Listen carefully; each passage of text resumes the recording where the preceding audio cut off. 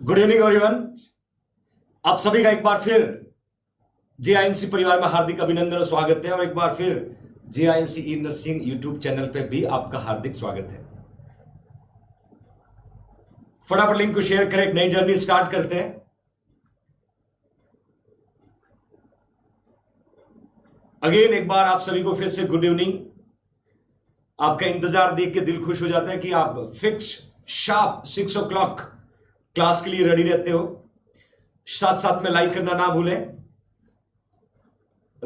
भूलें। बहुत important topic आज हम स्टार्ट करने वाले हैं, जिसपे 3 to 4 कॉम्पिटिटिव एग्जाम में क्वेश्चन बनते हैं। फंडामेंटल ऑलवेज इंपॉर्टेंट पार्ट रहता है किसी भी सिलेक्शन के लिए। फंडामेंटल का आज नेक्स्ट कड़ी में वाइटल साइन आज हम पढ़ेंगे। वाइटल साइन के बाद में हॉस्पिटल पढ़ेंगे, ब्लड ट्रांसफ्यूजन पढ़ेंगे। बहुत सारे ऐसी चीजें हम डिस्कस करने वाले जो कॉम्पिटिटिव एग्जाम के पर्पज से बहुत इंपॉर्टेंट है। ये लाइन आप लोगों के लिए है। ये लाइन जो दिख रही है आप लोगों के लिए है कि सारी दुनिया कहती है हार मान लो, लेकिन दिल धीरे से कहता है एक बार और कोशिश कर, तू जरूर कर सकता है। एक बार और कोशिश कर, तू जरूर कर सकता है। यही एक्सपेक्टेशन है मेरे सभी फ्यूचर नर्सिंग ऑफिसर से कि कभी हार नहीं माननी। सारी दुनिया जो भी कहे, लेकिन दिल की जरूर सुनना। और दिल कभी हारने नहीं देगा, क्यों? आपका दिल जेएनसी परिवार से जुड़ा हुआ है। और जिस परिवार से आप बिलोंग करते हो, उन्होंने कभी हार मानना सीखा ही नहीं है। उनके जहन में कभी हार मानना लिखा ही नहीं है। हमेशा कुछ कर गुजरने की उनकी सोच होती है। जेएनसी टीम की भी यही सोच है। तो इसी पॉजिटिव एटीट्यूड के साथ सिलेक्शन के और करीब जाते हुए एक बार फिर एक शानदार टॉपिक को स्टार्ट करते हैं। और आज का टॉपिक अपना रहेगा वाइटल साइन।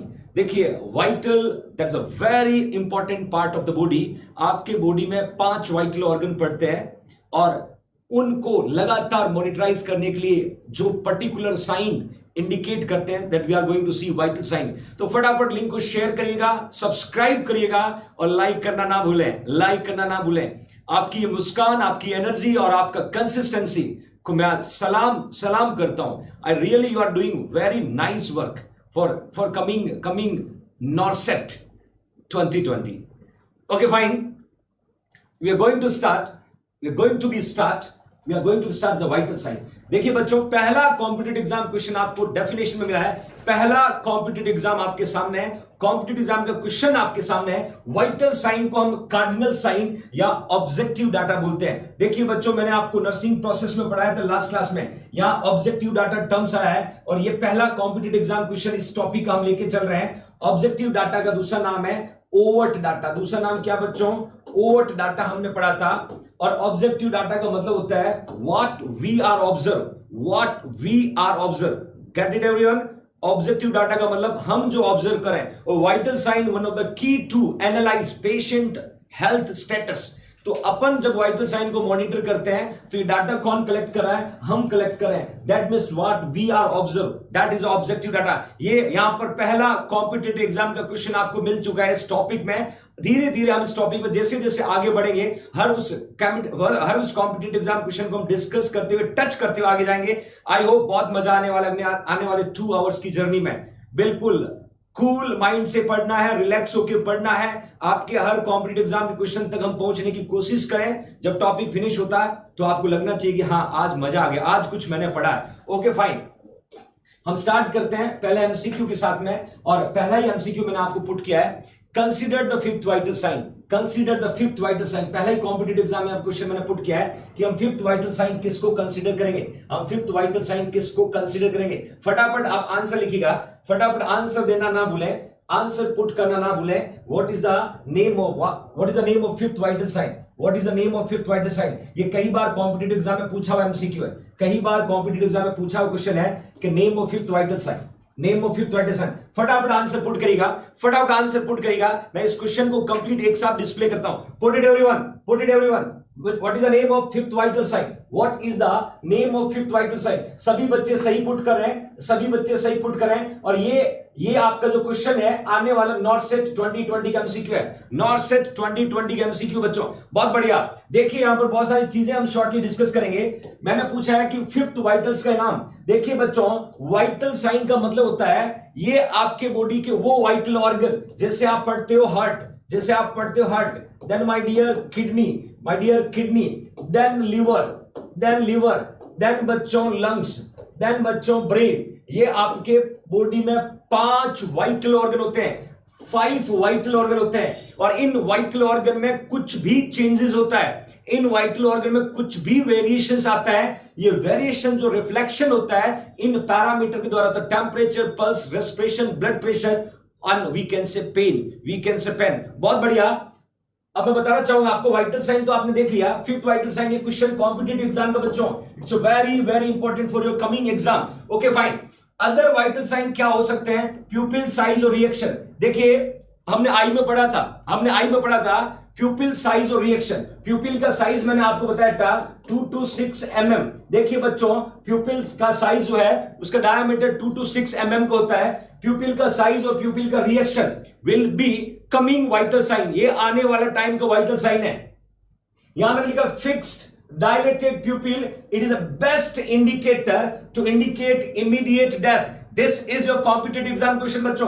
क्वेश्चन आएगा कि कौन सा बेस्ट इंडिकेटर है, इंडिकेट करता है इमीडिएट डेथ को। कौन सा बेस्ट इंडिकेटर है जो इंडिकेट करता है इमीडिएट डेथ को? तो आपको आंसर क्या लिखना? फिक्स और डायलेटेड प्यूपिल। ये क्वेश्चन 2 से 3 बार कॉम्पिटिटिव एग्जाम में पूछा जा चुका है। ये question 2 to 3 times they are asking. उसके अलावा स्किन कलर, देखिए अगेन कमिंग वाइटल साइन बता रहा हूं मैं आपको, स्किन कलर। उसके अलावा लेवल ऑफ कॉन्शियसनेस,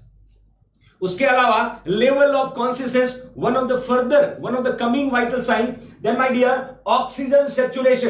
देखिए मोर देन 95% जो है इन्फेंट, चिल्ड्रन, अडल्ट में नॉर्मल। मैंने कई बार आपको बताया था, कई जगह 96 to 100% लिखा है, दैट ऑल्सो करेक्ट। देन उसके अलावा नियोनेट का नॉर्मल O2 सैचुरेशन जो है मोर देन 91% है। और साइनोटिक हार्ट डिजीज, अभी आपने मॉर्निंग में रिसेंटली पढ़ा होगा साइनोटिक और acyanotic heart disease. Cyanotic heart disease में normally more than 60%, that is the normal O2 saturation. एक यार वर्ड यूज किया बच्चों मैंने, लेवल ऑफ कॉन्शियसनेस। शॉर्टली आपका बताऊंगा, इस पे कॉम्पिटिटिव एग्जाम में क्वेश्चन बनता है, कॉन्शियसनेस क्या होता है। देखिए आपने सुना है अनकॉन्शियसनेस बच्चों, अनकॉन्शियसनेस। देखिए अनकॉन्शियसनेस जो है, और एक टर्म्स मैंने बताया था कॉमा, एक टर्म्स हम पढ़ते हैं कॉमा, छोटा सा वेरिएशन, लिटिल बिट वेरिएशन है, यहां कंफ्यूजन नहीं होना, कंफ्यूज बिल्कुल नहीं होना। Thanks India, trust on JNC, you are crossed 1000। Like करना ना भूले बच्चों, लाइक करना ना भूले, बहुत बढ़िया। Like, it's your priority responsibility my loving future nursing officer. Okay fine. Unconsciousness को मैंने बताया था, ये क्या है बच्चों, ये स्टेट ऑफ माइंड है। किसकी कंडीशन है? माइंड की कंडीशन है। हमेशा याद रखना, स्टेट का मतलब होता है कंडीशन, स्टेट का मतलब होता है कंडीशन। ये माइंड की वो कंडीशन है इन विच ध्यान से देखना बच्चों, in which patient is unable to response, patient is unable to response towards external stimuli, towards external stimuli. ध्यान रखना बच्चों, अनकॉन्शियसनेस माइंड की वो कंडीशन है जहां पर पेशेंट एक्सटर्नल स्टिमुलाई को रिस्पॉन्ड नहीं कर पाता है। और ये जो कंडीशन है ये प्रेजेंट कब होगा? For few second. देखिए बच्चों, ये प्रेजेंट कब होगा? फ्यू सेकंड होगा, then my dear few minutes होगा, एंड आवर्स, एंड आवर्स। ध्यान रखना, इस कंडीशन को हम क्या बोलते हैं बच्चों? अनकॉन्शियसनेस। इस कंडीशन को हम क्या बोलते हैं? Unconsciousness. Got it everyone? Unconsciousness का मतलब स्टेट ऑफ माइंड, माइंड की वो कंडीशन है in which patient is unable to response to the external stimuli. Patient किसी भी एक्सटर्नल स्टिमुलाई को रिस्पॉन्ड नहीं कर पा रहा है, और ये कंडीशन कुछ सेकंड, कुछ मिनट और कुछ आवर्स तक ही प्रेजेंट होती है बच्चों, कुछ आवर्स तक ही प्रेजेंट होती है। Got it everyone? Okay fine. अब यदि अनकॉन्शियसनेस को ट्रीट नहीं किया तो पेशेंट कहां चला जाएगा बच्चों? कोमा में। पेशेंट कहां चला जाएगा? कोमा में। देखिए कोमा क्या है? कोमा को बोलते हैं स्टेट ऑफ अनकॉन्शियसनेस। बच्चों ध्यान से देखना, state of unconsciousness, state of unconsciousness मतलब कोमा अनकॉन्शियसनेस की वो कंडीशन है, कोमा अनकॉन्शियसनेस की वो कंडीशन है इन विच पेशेंट जो है unaware, patient unaware about his और हर सेल्फ एंड एनवायरमेंट मतलब पेशेंट खुद के और एनवायरमेंट के बारे में अवेयर नहीं होगा। और ये जो कंडीशन है दैट विल बी प्रेजेंट, याद रखना बच्चों, day, week, month, even year, कुछ दिनों तक, कुछ महीनों तक और कुछ वीक तक और इवन कुछ सालों तक प्रेजेंट होता है, उसको हम क्या बोलते हैं? कोमा। दोनों में डिफरेंस याद रखना, unconsciousness state of mind, coma it is state of unconsciousness, state of unconsciousness. Got it everyone? Thank you India, trust on JNC, we are crossed 1150। बहुत बढ़िया, थैंक यू सो मच। ओके, ये अपना कॉम्पिटिटिव एग्जाम का question complete हुआ कि fifth vital sign हम किसको कंसीडर करते हैं बच्चों? फिफ्थ किसको कंसीडर करते हैं? That is a pain, that is a fifth vital sign, pain that is a fifth vital sign. उसके अलावा 3 कॉम्पिटिटिव एग्जाम के और क्वेश्चन हम यहां शॉर्टली डिस्कस करते हैं। ध्यान से देखना बच्चों, क्वेश्चन क्या कहता है? Routine vital measure in the sequence of, question को पढ़िएगा, routine vital measure in sequence of. मैं ऑप्शन क्रिएट कर रहा हूं आपको। ए में लिखा टीपीआर बीपी, बी में लिखा है पल्स, रेस्पिरेशन, ब्लड प्रेशर और टेम्परेचर। देन बच्चों सी में लिखा है respiration, pulse, temperature, blood pressure, और डी में लिखा है टीपीआर बीपी। फटाफट आप आंसर पुट करें, ए बी सी डी। मैं एक क्वेरी पुट करता हूं, ये जो टीपीआर बीपी है, इसमें आप लिख सकते हैं ऑल ऑफ दिस। अब मुझे ए बी सी डी में से आंसर पुट करेगा, टीपीआर बीपी। फटाफट आंसर पुट गया, कौन सा राइट होगा आपको मेंशन करना है, कौन सा राइट को। रूटीन वाइटल साइन की बात करें, बहुत बढ़िया, सभी ने राइट आंसर पुट किया, टीपीआर बीपी। ये तो आप सबको रात को नींद में से उठा के भी कोई पूछेगा ना कि वाइटल साइन, तो तुरंत क्लिक होता है टीपीआर बीपी, क्योंकि यहां डियर नर्सेज अपना जन्मसिद्ध अधिकार मानती है कि बस टीपीआर बीपी चेक करना नर्सिंग काफी नहीं है। आजकल के कॉम्पिटिटिव एग्जाम का लेवल जो आप देख रहे हो वो कहीं एमबीबीएस और एमडी से कम नहीं, आपका बहुत अच्छा कर रहे हो आप। You have very good knowledge. तो एक तो ये कॉमन सी बात होगी कि सीक्वेंस पूछा जाए कि रूटीन का मतलब होता है सुबह 8 बजे, फिर दोपहर को 2 बजे, शाम को 8 बजे, या सुबह 6 बजे, दोपहर को 12 बजे, शाम को 6 बजे, रात को 12 बजे। ये जो रूटीन चेकअप है, रूटीनली जब भी हम वाइटल साइन को मॉनिटर करते हैं बच्चों, तो सबसे पहले हम लोग टेम्परेचर देखते हैं, फिर पल्स देख रहे हैं, फिर रेस्पिरेशन देखते हैं, फिर ब्लड प्रेशर देखते हैं। Got it everyone? अब बात क्या आती है, अब कॉम्पिटिटिव एग्जाम में क्या पूछा जा सकता है वो मैं आपको बताना चाहूंगा। ये क्वेश्चन आता है कि इमरजेंसी में वाइटल साइन मॉनिटर करना है, इमरजेंसी में वाइटल साइन मॉनिटर करना बच्चों, तो सबसे पहले क्या मॉनिटर करेंगे? यहां कॉम्पिटिटिव एग्जाम का क्वेश्चन बन गया। यहां क्या हो बच्चों, पहले हमने क्या देखा? पहले हमने देखा बच्चों पल्स। पहले हमने क्या देखा? पहले हमने पल्स देखा। यदि आपसे क्वेश्चन पूछे कि इमरजेंसी में वाइटल साइन को मॉनिटर करना है, तो सबसे पहले क्या देखेंगे? तो बच्चों आपको आंसर क्या लिखना है? पल्स। उसके पास रेस्पिरेशन, ब्लड प्रेशर, टेम्परेचर। किया क्या अपन है? टेम्परेचर को आगे से उठा के पीछे भेज दिया, इतना ही फर्क है। पल्स जो है, यदि पल्स प्रेजेंट ही नहीं है तो बीपी और टेम्परेचर से क्या करोगे? ये क्वेश्चन कॉम्पिटिटिव एग्जाम का है। दे आर आस्किंग कि जब भी पेशेंट का रूटीन वाइटल साइन आप मेजर करते हो, तो सबसे पहले क्या मॉनिटर करना? सीधा क्लिक होना चाहिए बच्चों। Pulse is a priority. Pulse और टेम्परेचर हम लास्ट में चले जाएंगे। ओके, एक और क्वेश्चन मैं पुट करता हूं। नेक्स्ट क्वेश्चन क्या कहता है कि न्यूबॉर्न बेबी में सबसे पहले क्या मॉनिटर करेंगे? तो याद रखना रेस्पिरेशन। Got it everyone? याद रखना अमृत राज पुरोहित।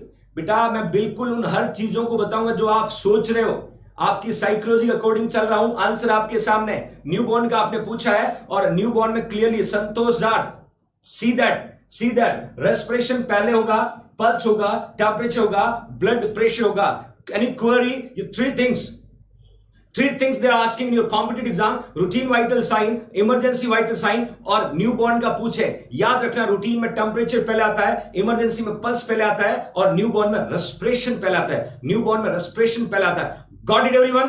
3 MCQ है, एक तो आएगा, एक बनता है नॉर्सेट 2020 में। I hope that will be coming. Got it everyone? Okay fine, will go further. आप सभी को एक बार फिर से वेरी गुड इवनिंग। आप सभी को फिर से वेरी गुड इवनिंग। बराबर बच्चों के मैसेज आ रहे हैं। Will be carry on. Okay fine. Next मैंने पुट किया best indicator of immediate death. अभी आपको बताया यहां पर मैं आपसे पूछ रहा हूं best indicator of immediate death. देखिए बच्चों, ऑप्शन पुट कर रहा हूं। Level of consciousness, then put किया है फिक्स्ड कॉन्स्ट्रिक्टेड प्यूपिल। देन बच्चों उसके बाद सी में पुट किया है ऑक्सीजन सैचुरेशन। देन बच्चों डी में पुट किया, ध्यान से देखिएगा, fix dilated प्यूपिल। Put the right answer everyone. फटाफट आपको राइट आंसर पुट करना है कि कौन सा बेस्ट इंडिकेटर है, इंडिकेट करता इमीडिएट डेथ को। ABCD गलत नहीं होना चाहिए। Again good evening everyone. Thank you India trust on JNC। We are crossed 1300। Like करना ना भूले my loving future nursing officers, like करना ना भूले my loving army man, like करना ना भूले। You have potential, do anything. फटाफट आंसर पुट करिएगा। ABCD। Put the right answer everyone, put the right answer. Fix dilated प्यूपिल, बिल्कुल सही आंसर आपने पुट किया बच्चों, फिक्स डायलेटेड प्यूपिल। मैं शॉर्टली आपको यहां पर बताना चाहूंगा, ये क्वेश्चन कॉम्पिटिटिव एग्जाम में पूछा हुआ है। नेक्स्ट हम स्टार्ट करें वाइटल साइन में। सबसे पहले हम पढ़ेंगे टेम्परेचर। ध्यान से देखना, टेम्परेचर पे क्या क्या क्वेश्चन बन सकते हैं। सबसे पहला, टेम्परेचर को हम क्या बोलते हैं बच्चों? तापमान। टेम्परेचर का मतलब होता है, ध्यान से देखना, टेम्परेचर का मीनिंग क्या होता है? The balance between heat production और हीट लॉस। सिंपल वे में बोल सकते हो, टेम्परेचर का मतलब होता है balance between heat production and heat loss. The simple meaning of temperature, the balance between heat production और heat loss, दोनों का बैलेंस कौन बनाए रखता है? तापमान। इसको हम हिंदी में तापमान भी बोल सकते हैं, दैट इज अ टेम्परेचर। अब इस पे क्या क्वेश्चन बनेगा उससे पहले मैं शॉर्टली कुछ रिव्यू पुट करना चाह रहा हूं। यहां मैंने लिखा बच्चों हीट रेगुलेटरी सेंटर। ये कॉम्पिटिटिव एग्जाम का बड़ा फेवरेट क्वेश्चन है। कभी कभी आपको हीट रेगुलेटरी सेंटर के नाम से पूछ सकते हैं, कभी कभी आपको थर्मो रेगुलेटरी सेंटर के नाम से पूछ सकते हैं। तो कंफ्यूज नहीं होना, बिल्कुल भी मत होना। हीट रेगुलेटरी सेंटर और थर्मो रेगुलेटरी सेंटर, हम दोनों किसको बोलते हैं बच्चों? हाइपोथैलेमस को बोलते हैं। दोनों किसको बोलते हैं? हाइपोथैलेमस। आपको याद होगा एंडोक्राइन सिस्टम में मैंने जब आपको हाइपोथैलेमस पढ़ाया था, उस समय मैंने कहा था कि is a heart of endocrine system. You remember everybody, heart of endocrine system मैंने आपको बताया था, that is a organ responsible to regulate your body temperature. Okay fine. अब क्या बात होती बच्चों कि कौन सा part of hypothalamus heat loss को रेगुलेट करता है, कौन सा part of hypothalamus heat production को रेगुलेट करता है। क्योंकि हाइपोथैलेमस के दो पार्ट होते हैं, मैंने दोनों यहां मेंशन किए, दोनों एंटीरियर हाइपोथैलेमस और दूसरा लिखा बच्चों पोस्टीरियर हाइपोथैलेमस। एंटीरियर हाइपोथैलेमस और दूसरा लिखा पोस्टीरियर हाइपोथैलेमस। देखिए एंटीरियर हाइपोथैलेमस जो है सेंसेस हायर टेम्परेचर होता है तो ये हीट लॉस को कंट्रोल करते हैं। याद रखना एंटीरियर हीट लॉस को, पोस्टीरियर हीट प्रोडक्शन को, एंटीरियर हीट लॉस को, पोस्टीरियर हीट प्रोडक्शन। ध्यान से देखना बच्चों, ये क्वेश्चन कॉम्पिटिटिव एग्जाम का है कि हाइपोथैलेमस का कौन सा पार्ट है जो हीट लॉस को रेगुलेट करता है, हाइपोथैलेमस का कौन सा पार्ट है बच्चों जो हीट प्रोडक्शन को रेगुलेट कर रहा है। मैंने आपको रेस्पिरेटरी सिस्टम पढ़ाया था उस समय, रेस्पिरेटरी रेगुलेटरी ऑर्गन आपको बताया था मेडुला ऑब्लिंगेटा, वहां पर भी मैंने आपको डिटेल में डिस्कस किया था, या फिर से रिवाइज कर रहा हूं। देखिए बच्चों दो टर्म सुना होगा, एक आपने पढ़ा होगा थर्मोजेनेसिस, एक आपने पढ़ा होगा थर्मोजेनेसिस, एक आपने पढ़ा होगा थर्मोलाइसिस। ये छोटे छोटे टर्म्स है जो एग्जाम में पूछे जा सकते हैं। थर्मोजेनेसिस और थर्मोलाइसिस का मीनिंग पूछ, अशोक कुमार बिल्कुल बजा, जिंक है तो मुमकिन है, thank you so much. Thermogenesis और थर्मोलाइसिस की मैं बात कर रहा हूं बच्चों। देखिए थर्मोजेनेसिस का मतलब क्या होगा, heat production, that is it is, ध्यान से देखना बच्चों थोड़ा सा डिफरेंट है, इट इज केमिकल, ध्यान से देखना बच्चों, chemical process, it is a chemical process of heat production.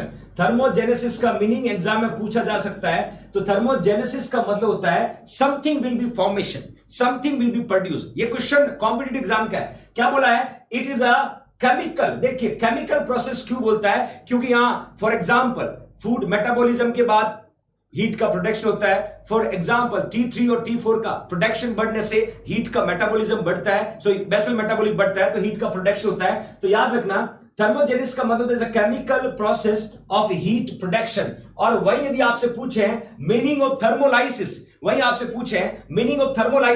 याद रखना that is it is a physical process. ध्यान से देखना बच्चों, फिजिकल, ये क्यों मैं आपको बता रहा हूं, आगे मैं आपको पढ़ाऊंगा कंडक्शन, कन्वेक्शन, इवापोरेशन और रेडिएशन, ये सारे मैकेनिज्म है वो स्किन से हीट लॉस के मैकेनिज्म है। और हमेशा हीट लॉस होने का तरीका क्या होगा, वो physical, it is a physical process of heat loss. बच्चों हीट लॉस कंफ्यूज नहीं होना, हीट का प्रोडक्शन जो है केमिकल प्रोसेस है और हीट का लॉस जो थर्मोजेनेसिस है वो फिजिकल प्रोसेस है। ये टर्मिनोलॉजी बहुत इंपॉर्टेंट है, टर्म्स कॉम्पिटिटिव एग्जाम में पूछा जाता है। Anil love you too my dear, thank you so much. ये कॉम्पिटिटिव एग्जाम का क्वेश्चन है कि थर्मोजेनेसिस का मीनिंग क्या होता है, थर्मोलाइसिस का मीनिंग क्या होता है। Got it everyone, thank you India, trust on JNC, you are crossed 1400। क्या बात है, इतना स्नेह और प्यार, इतना भरोसा बनाए रखने के लिए आप सभी का शुक्रिया। इसी तरीके से जेएनसी परिवार के साथ जुड़े रहें और आने वाला समय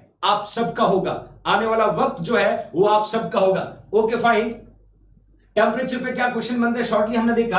अब फर्दर मैं कुछ कॉम्पिटिटिव एग्जाम के पर्पस से यदि बताऊं, कुछ क्वेश्चन यहां डिस्कस करता हूं।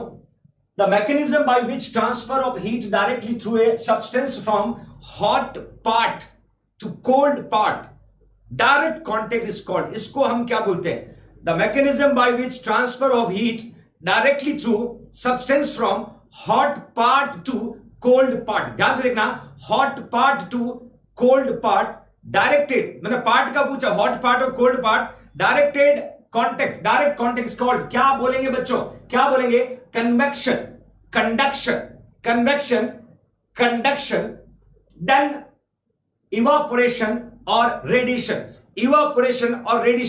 फटाफट आंसर पुट करेगा, ये कॉम्पिटिटिव एग्जाम में क्वेश्चन यहां से बनता है। मैं चारों मैकेनिज्म के द्वारा कितना हीट लॉस होता है वो भी आपको बताऊंगा। यहां एक क्वेश्चन बनता है, यहां एक कॉम्पिटिटिव एग्जाम का क्वेश्चन बनता है मैकेनिज्म से कि कौन कौन सा मैकेनिज्म हीट लॉस करने में रोल प्ले करता है और कितना परसेंट हीट लॉस करता है, कितना परसेंट, मैक्सिमम कौन करता है, मिनिमम कौन करता है। इस तरह के क्वेश्चन कॉम्पिटिटिव एग्जाम में पूछा जाएगा। फटाफट आंसर लिखिए, क्लियर पुट कर रहा हूं, मैंने डायरेक्ट कांटेक्ट की बात करी। डायरेक्ट कांटेक्ट की बात जब भी आती है तो हीट लॉस होने में कौन सा mechanism, A B C D. देखिए बच्चों, ज्यादातर बच्चे यहां पर कंडक्शन लिख रहे हैं। ध्यान से क्वेश्चन को पढ़ो, ध्यान से क्वेश्चन को पढ़ो और आंसर दो। ज्यादातर बच्चों ने आंसर गलत दिया है, ज्यादातर बच्चों ने आंसर गलत दिया है। Mechanism by heat transfer of direct through the substance from the hot part two the cold part. Yes, अब आपका आंसर सही आने लगा, अब आपका आंसर सही आने लगा। Conduction, yes, that I want. देखिए कंडक्शन और रेडिएशन में यही डिफरेंस है, कंडक्शन और रेडिएशन में यही डिफरेंस है बच्चों। मैं बताना चाहूंगा चारों मैकेनिज्म कितने इंपॉर्टेंट है, चारों मैकेनिज्म कितने इंपॉर्टेंट है, that you can see everyone. पहले मैंने यहां पर पुट किया है, सबसे पहले क्या पुट किया बच्चों, ध्यान से देखना। मैं मैकेनिज्म की बात कर रहा हूं और चारों मैकेनिज्म कितने इंपॉर्टेंट है, that we are going to see. मैं चारों मैकेनिज्म की मीनिंग आपको बताना चाहता हूं जो कॉम्पिटिटिव एग्जाम के पर्पज से इंपॉर्टेंट है, कॉम्पिटिटिव एग्जाम के पर्पज से काफी इंपॉर्टेंट है। क्या रेडिएशन से कितना प्रतिशत हीट लॉस होता है, कंडक्शन से कितना प्रतिशत लॉस होता है, you can see everyone, that you can see everyone. यहां मैंने पूछा कि maximum loss of heat by, और आंसर दिया मैंने रेडिएशन, आंसर दिया रेडिएशन कि मैक्सिमम जो हीट है वो कहां से लॉस होता है, तो आंसर क्या दिया बच्चों, रेडिएशन। ये क्वेश्चन कॉम्पिटिटिव एग्जाम का 60%, this is your competitive exam question. मैं यहां मैक्सिमम भी बताऊंगा बच्चों, मिनिमम भी बताऊंगा। देखिए रेडिएशन से हीट ट्रांसफर होने का तरीका बता रहा हूं, transfer of heat from surface of one object to the another, surface of one object to the another. यहां मैंने पुट किया है रेडिएशन से हीट लॉस होने का कारण क्या है, transfer of heat from surface of one object to another, मतलब दो ऑब्जेक्ट जो है उन दोनों के सरफेस के द्वारा हीट लॉस हो रहा है। When they comes together surface के द्वारा हीट लॉस हो रहा है, मतलब दो आपके पास एक हॉट और कोल्ड सब्सटेंस है, टच नहीं करें बट कम्स टुगेदर, टच नहीं करें बट कम्स टुगेदर। एक एग्जांपल मैंने यहां पर दिया है, the sun heat the ground, the sun heat the ground, मतलब क्या होता है, दो ऑब्जेक्ट जो है टच नहीं है but comes together, that loss of heat, that is a radiation, that is a radiation. और मैक्सिमम हीट लॉस, ये क्वेश्चन एग्जाम में आता है, मैक्सिमम हीट लॉस, तो आंसर क्या लिखना है, रेडिएशन। Okay fine. कंडक्शन अभी आपने देखा, मैं कंडक्शन के बारे में शॉर्टली और बताना चाहूंगा। कंडक्शन यहां पर पुट किया है, transfer of heat directly through the substance from hot part two cold part, और ये लगभग कितना प्रतिशत लॉस होता है, 3%, 3%। मतलब दो ऑब्जेक्ट है, एक हॉट है एक कोल्ड है, दोनों को टच किया और दोनों को टच होने के बाद जो वहां से हीट लॉस होता है, डायरेक्ट कांटेक्ट की वजह से जो हीट लॉस होता है वो कौन सा प्रोसेस है, conduction. Easy to remember, conduction के जस्ट ऑपोजिट कौन होगा, रेडिएशन। कंडक्शन में 3% हीट लॉस होता है। मैं बताना चाहूंगा मिनिमम हीट लॉस पूछेंगे, सबसे कम पूछेंगे कि मिनिमम हीट लॉस किसमें होता है, तो आपको आंसर क्या लिखना बच्चों, आपको आंसर क्या लिखना, दैट इज ए कंडक्शन। आपसे एग्जाम में मिनिमम हीट लॉस का पूछे तो आपको आंसर क्या लिखना बच्चों, that is a conduction. Got it everyone? That is a conduction. That is a conduction. Got it everyone? Are you visible? Are you visible? Are you visible? I think some technical error is there. Technical error is there. I will see. Don't worry, हम topic को carry on करेंगे, topic को वहीं से continue करेंगे, आप बिल्कुल चिंता ना करें, बिल्कुल निश्चिंत रहे। We will go as usual, जहां हम खड़े हैं वहीं से टॉपिक को कैरी ऑन करेंगे, वहीं से टॉपिक को कैरी ऑन करेंगे।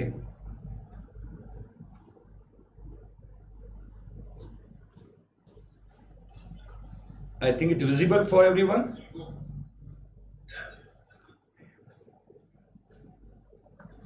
It visible for everyone? Okay, I think something will be happen.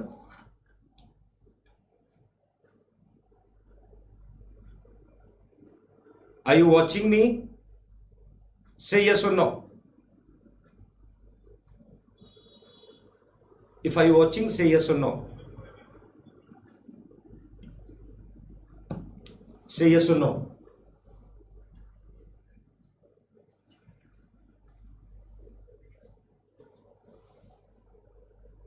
कुछ टेक्निकल इश्यूज यहां पर आया होगा, आप बिल्कुल निश्चिंत रहें, हम इस टेक्निकल इश्यूज को मिनिमाइज करके आगे बढ़ेंगे। और हमेशा होता है कि जब आप कोई अच्छा काम करते हो, जब आप कोई अच्छा काम करते हो तो दुनिया परेशान हो जाती है, और उस परेशानी का एक नवाब तरीका आपके सामने है। कुछ टेक्निकल इश्यू आ रहा है, हम उसको मिनिमाइज करें। बहुत इंपॉर्टेंट चीजें आज पढ़ने वाले हैं, हम रुकने वाले नहीं है, हम रुकने वाले नहीं है और हम कैरी ऑन करेंगे, हम कैरी ऑन करेंगे। या it is visible, visible, yes, are you hearing, are you hearing? कैसे हुआ I don't know, but something will be happen. Okay, okay, okay, okay. Now is okay everything? Can you put yes, all my loving fighters? Say yes, it is okay? Okay, fine, will be carry on. यहां पर मैंने आपको दो चीजें बता दी, conduction और radiation का difference बताया। कंडक्शन का मतलब होता है जब दो सरफेस टच होकर के हीट लॉस होता है 3% होता है। रेडिएशन का मतलब होता है दो surface comes together but without touching, बिना टच हुए जब हीट लॉस होता है वो मैक्सिमम हीट लॉस को इंडिकेट करता है, मैक्सिमम हीट लॉस को इंडिकेट करता है। Okay fine. अब यहां पर कन्वेक्शन और इवापोरेशन बहुत इजी है। देखिए, कन्वेक्शन का मतलब होता है transfer of heat by the circulating of air, transfer heat by the circulating of air, that means my dear convection. और मैंने इसका एग्जांपल पुट किया है, ये 15% हीट को लॉस करता है और heat exchange in a infant incubator. मैं दिखाऊंगा आपको बच्चों, ये कॉम्पिटिटिव एग्जाम का इमेज बेस्ड क्वेश्चन है। लास्ट में लिखा इवापोरेशन, इवापोरेशन है substance in liquid state it changes to the vapour, मतलब हीट जो है वो वेपर के द्वारा लॉस हो रहा है और ये लगभग 22% होता है बच्चों, लगभग 22% होता है। देखिए ध्यान से देखना, ये तीन छोटी छोटी चीजें मैंने आपको डिस्कस की।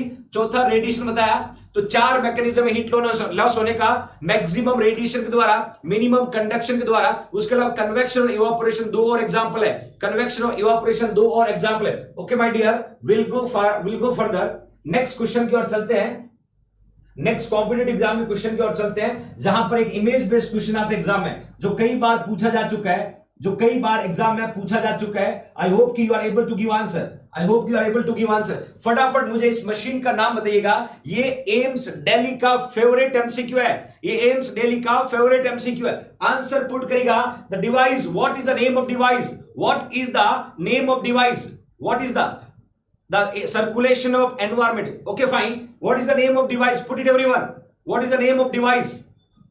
फटाफट आंसर पुट करेगा। इस डिवाइस का नाम पूछा मैंने आपसे, डिवाइस का नाम पूछा है। फोटोथेरेपी नहीं है, फोटोथेरेपी नहीं है बच्चों, फोटोथेरेपी नहीं है। ध्यान से देखिएगा, ध्यान से देखिए, मैंने अभी एग्जांपल दिया था, अभी आपको example, yes that I want, yes that I want. बहुत बढ़िया, बहुत बढ़िया। इस बार ट्रैक पे हो, इस बार बिल्कुल ट्रैक पे हो। इसको हम कन्वेक्शन के एग्जांपल मानते हैं और इन्फेंट इंक्यूबेटर बोलते हैं बच्चों, इन्फेंट इंक्यूबेटर बोलते हैं। ये इमेज बेस्ड क्वेश्चन आता है। The device will be put, क्यों यूज करते हैं ये भी मैं आपको बता देता हूं, ये भी बता देता हूं, to prevent hypothermia in premature baby या लो बर्थ वेट बेबी। मैं बार बार आपको बता रहा हूं बच्चों, हाइपोथर्मिया को हम क्या बोलते हैं, साइलेंट किलर।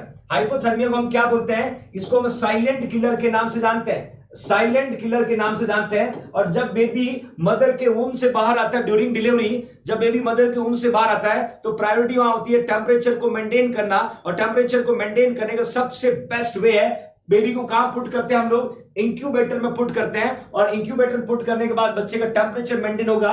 दो तरह का बेबी हम यूज कर सकते हैं इसमें, एक तो प्रीमेच्योर बच्चे को पुट कर सकते हैं, एक लो बर्थ वेट वाले बच्चे को पुट कर सकते हैं। याद रखना, ये दिल्ली एम्स का एमसीक्यू है, दिल्ली एम्स का एमसीक्यू बच्चों याद रखिएगा। यस, साइलेंट किलर इसको कहा जाता है, साइलेंट किलर को कहा जाता है। बिल्कुल बिल्कुल सही आंसर, आप लोगों का बिल्कुल सही आंसर। ओके फाइन, हम नेक्स्ट कैरी ऑन करते हैं। नेक्स्ट क्वेश्चन को ध्यान से पढ़िएगा। Rectal temperature reading of a patient is 99.8, rectal temperature reading the patient 99.8 Fahrenheit, the body temperature by oral method would be, oral method से कितना उसका रीडिंग होगा, पुट द राइट आंसर। यदि रेक्टल का 99.8 डिग्री फ़ारेनहीट है तो ऑरल का कितना होगा बच्चों, ऑरल का कितना होगा, put the right answer, put the right answer. Yes, बहुत बढ़िया, राइट आंसर पुट करना, A B C D, A B C D. मैं कुछ हिंट देता हूं आपको, आई होप कि आपको समझ में आएगा। देखिए बच्चों, यदि हम माउथ की बात करें, माउथ की बात करते हैं, वो माउथ के टेम्परेचर जो रीडिंग होगा, माउथ के टेम्परेचर की जो रीडिंग होगा, उस साइड की जो रीडिंग होगा, उसमें याद रखना नो चेंज, कुछ भी चेंज नहीं करना है, एज इट इज जो रीडिंग आपको मिली है उसी को पुट करना है। वहीं हम यदि बात करें बच्चों रेक्टम की बात करें तो मैं बताना चाहूंगा रेक्टम में हम रीडिंग में क्या करेंगे -1।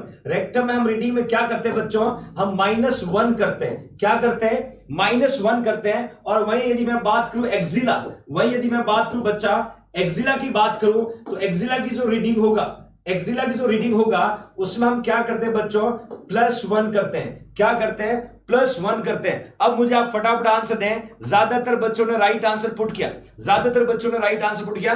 क्वेश्चन को ध्यान से देखना, रेक्टल टेम्परेचर रीडिंग चेक करें पेशेंट का तो आपको 99.8 मिला है। उसी पेशेंट का यदि हम ऑरल मेथड से चेक करेंगे तो रीडिंग कितना होगा, रीडिंग कितना होगा। यहां इस क्वेश्चन को समझिएगा, रेक्टम में -1 करते हैं, एक्जिला में +1 करते हैं और माउथ में कोई चेंजेस नहीं करता है। तो डेफिनेटली रीडिंग आपको कितना मिला, 99.8 मिला। -1 किया तो 98.8 आया, मतलब ये रीडिंग इस पेशेंट का है। तो ऑरल का कितना होगा बच्चों, माउथ का कितना होगा बच्चों, फटाफट आंसर पुट करिएगा, फटाफट आंसर पुट करिए। शाबाश शाबाश, इतना इजी एमसीक्यू बच्चों, ये ध्यान से देखना। कुछ बच्चे अभी भी गलत कर रहे हैं, कुछ डियर नर्सिंग ऑफिसर्स अभी भी गलत कर रहे हैं। क्वेश्चन को समझने की कोशिश करें, क्वेश्चन को समझने की कोशिश करें। प्लस कहां होता है, माइनस कहां होता है, ये एग्जाम में पूछा जाएगा। प्लस कहां होता है, माइनस कहां होता है, एग्जाम में पूछा जाएगा। बिल्कुल सही answer B, yes will go further. आप सभी लोगों ने सही आंसर पुट किया है, क्योंकि माउथ के ऑरल जो रीडिंग होगा उसमें नो चेंज होगा। रेक्टम की रीडिंग में -1 होगा, एक्जिला की रीडिंग में +1 होगा। Got it everyone, okay fine, will go further. Next देखते हैं अपन, convert 104 degree Fahrenheit temperature into the Celsius. देखिए 104 डिग्री फ़ारेनहीट को सेल्सियस में कन्वर्ट करना है। फटाफट S K Pandit, love you too dear, फटाफट कन्वर्ट करके आंसर पुट करिएगा। आप यहां पर आंसर पुट करिएगा, ABCD राइट क्या होगा, फॉर्मूला यूज करिएगा। मैं आपको 2 to 3 मिनट्स दे रहा हूं, 2 to 3 मिनट्स दे रहा हूं। क्वेश्चन को पढ़ें, फटाफट नोटबुक में कन्वर्ट करें और आंसर पुट करें, कन्वर्ट करें आंसर पुट करें। Do it everyone, don't be copy and paste, do it everyone. थोड़ा मेहनत कर लीजिए बच्चों, फटाफट फॉर्मूला पुट करें। फॉर्मूला पुट करने के बाद में आंसर लिखना है कि 104 डिग्री फ़ारेनहीट को जब सेल्सियस में कन्वर्ट करते हैं तो कितना सेल्सियस आएगा, राइट।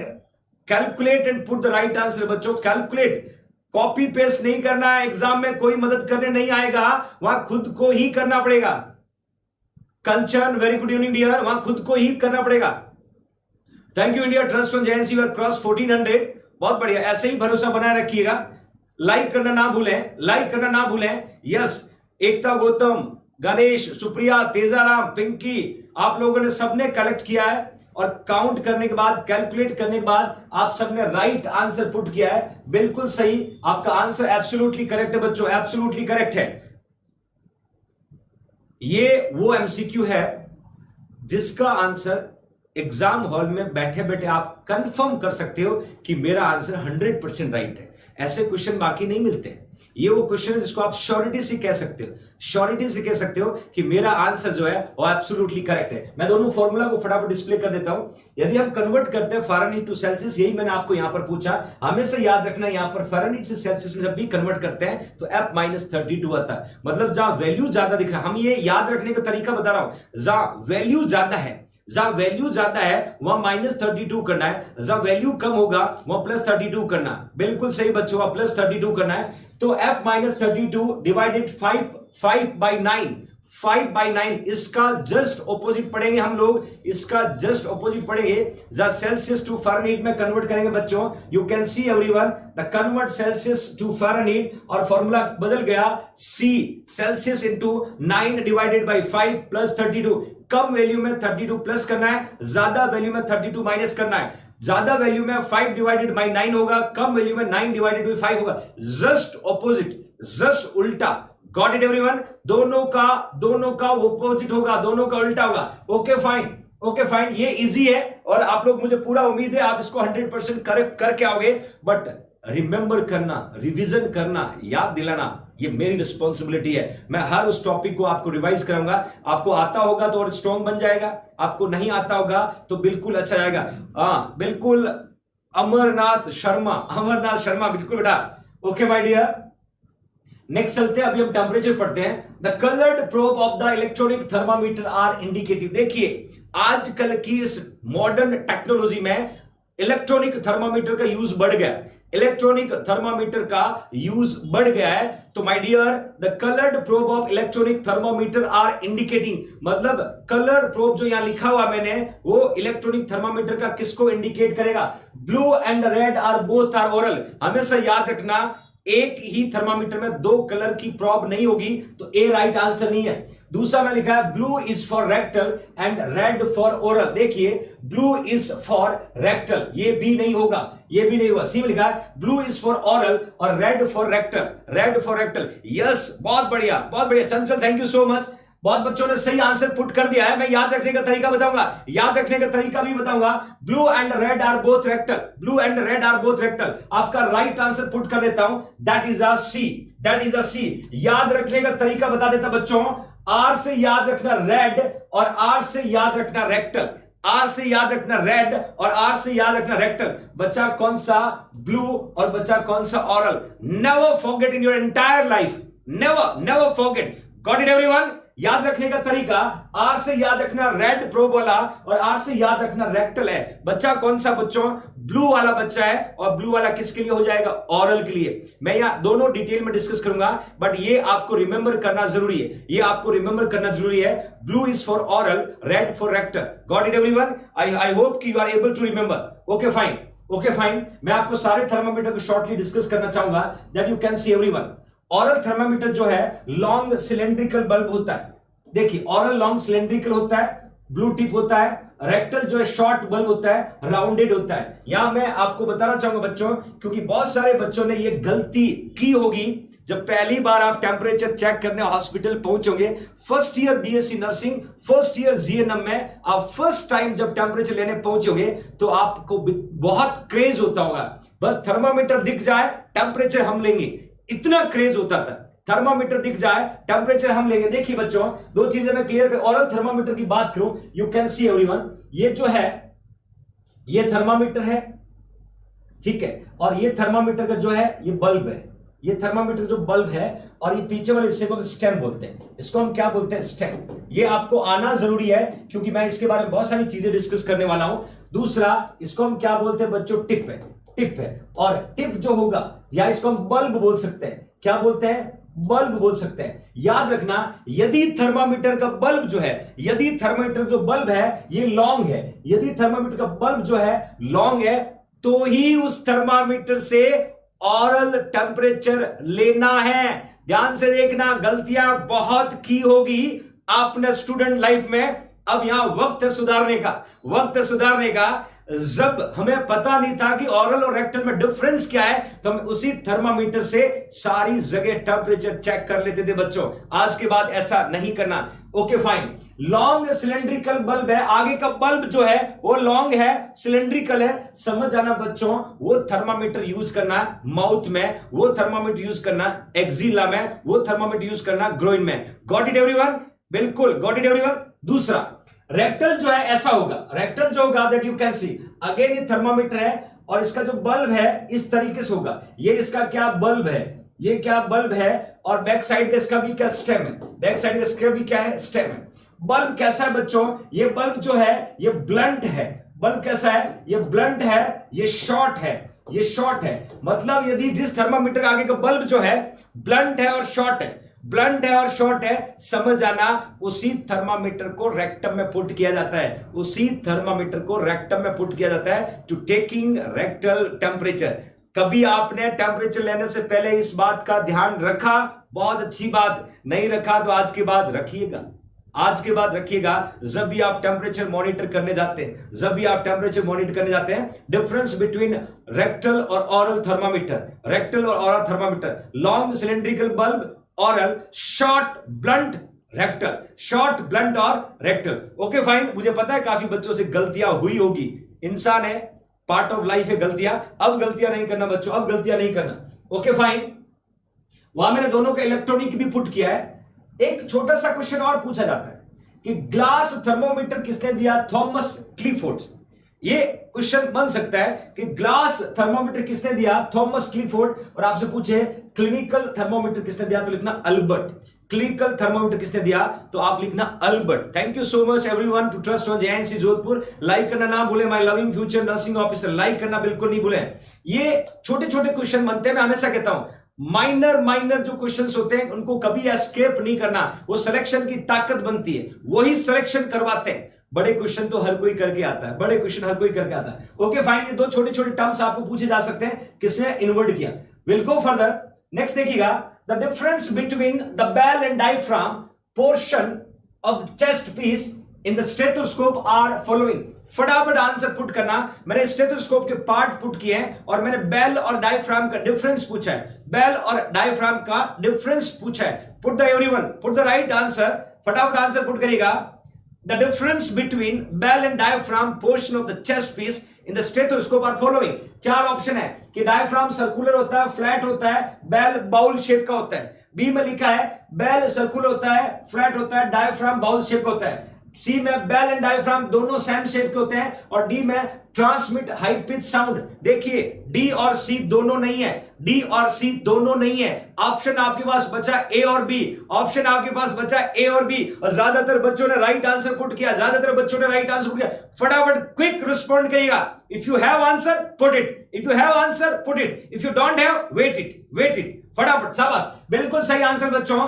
डायफ्राम सर्कुलर शेप का होता है, फ्लैट होता है। बेल जो है बाउल शेप होता है। यहां पर आप देखिएगा, ये आपका स्टेथोस्कोप है, ये आपका स्टेथोस्कोप है। ये स्टेथोस्कोप का बड़ा वाला पोर्शन है जिसको आप डायफ्राम बोलते हैं। ये बैक साइड वाला छोटा पोर्शन है जिसको हम क्या बोलते हैं बच्चों? हम जिसको बेल बोलते हैं। क्या बोलते हैं? बेल बोलते हैं। इस तरह की एक ट्यूब होती है, इस तरह की एक ट्यूब होती है। फिर क्या होता है बच्चों? बाइनुलर होता है, बाइनुलर होता है। और लास्ट में कौन होता है? ईयर पीस होता है। देखिए ये जो दिख रहा है इसको हम क्या बोलते हैं बच्चों? Ear piece. क्या बोलते हैं? ईयर पीस होता है जो कान में लगाते हैं। दूसरा इसको हम क्या बोलते हैं? बाइनुलर। क्या बोलते हैं? बाइनुलर।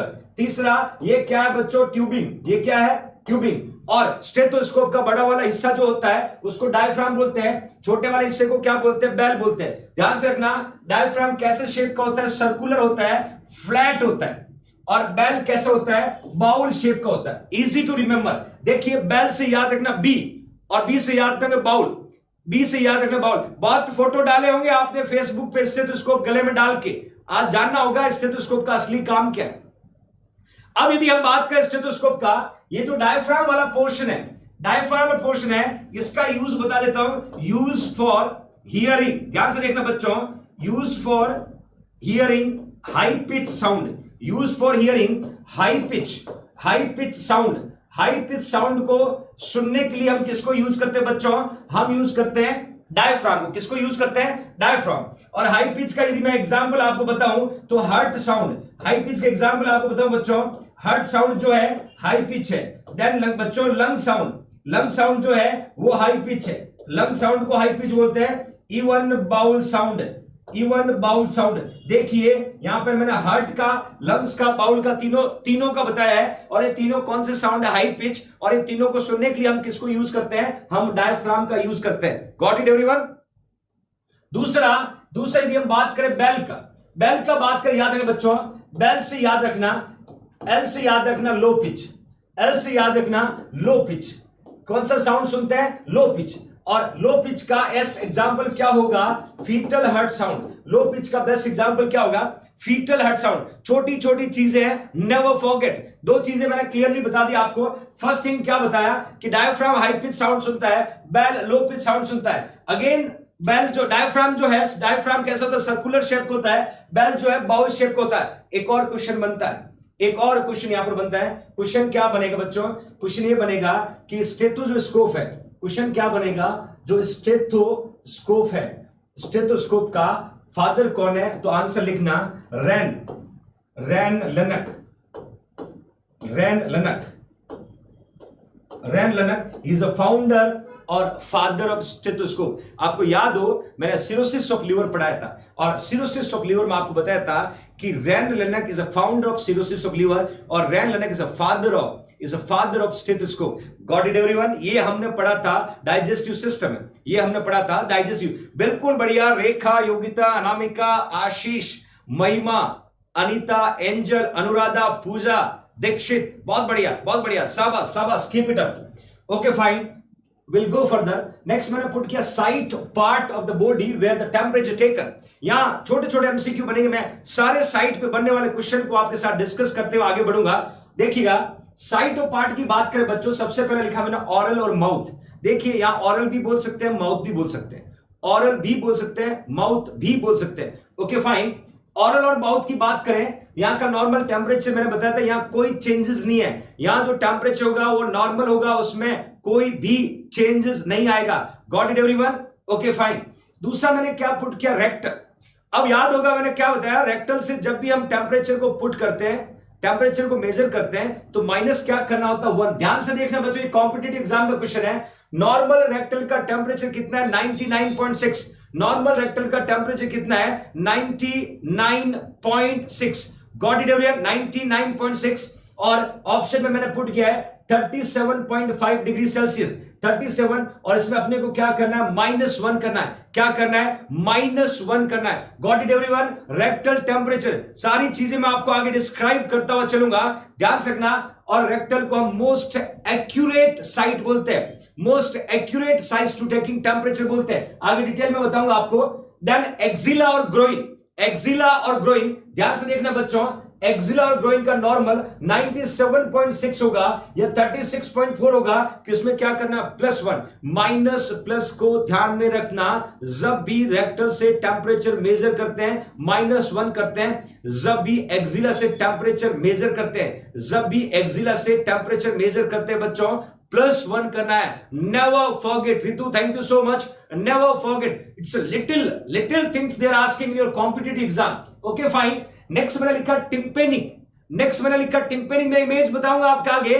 टिम्पेनिक टेम्परेचर जब भी मेजर करते हैं तो याद रखना, there is again no change, 98.6 degree Fahrenheit. Tympanic में और माउथ के टेम्परेचर में कोई चेंजेस नहीं करना है। और रेक्टल से जब टेम्परेचर लोगे तो -1 करना है, एक्सिला से जब टेम्परेचर लोगे तो +1 करना। You can see everyone that here to making, यहां हम कॉम्पिटिटिव एग्जाम क्वेश्चन की बात कर सकते हैं, क्योंकि मैं अब आने वाले टाइम में आपको चारों साइट्स के बारे में डिटेल में बताने वाला हूं जहां क्वेश्चन कॉम्पिटिटिव एग्जाम में बनेंगे। सबसे पहले बच्चों हम देखते हैं, इस इमेज को देख के बता सकते हैं ये कौन सी साइट हम पढ़ने वाले हैं। हम पढ़ने वाले माउथ और ऑरल। क्या पढ़ेंगे बच्चों?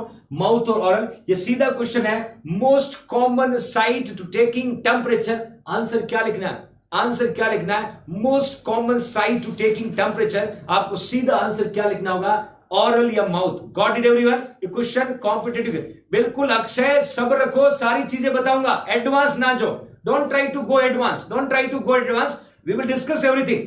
मोस्ट कॉमन साइट पूछेंगे तो आपको क्या लिखना? ऑरल और माउथ लिखना है। दूसरा क्वेश्चन क्या बनेगा? ध्यान से देखना, जब भी ऑरल और माउथ से टेम्परेचर लेंगे, कहां पर पुट करते हैं थर्मामीटर को? अंडर द टंग पुट करते हैं। क्यों पुट करते हैं? Because good blood supply, because good blood supply. Reason को जानिएगा, रीजन को जानिएगा।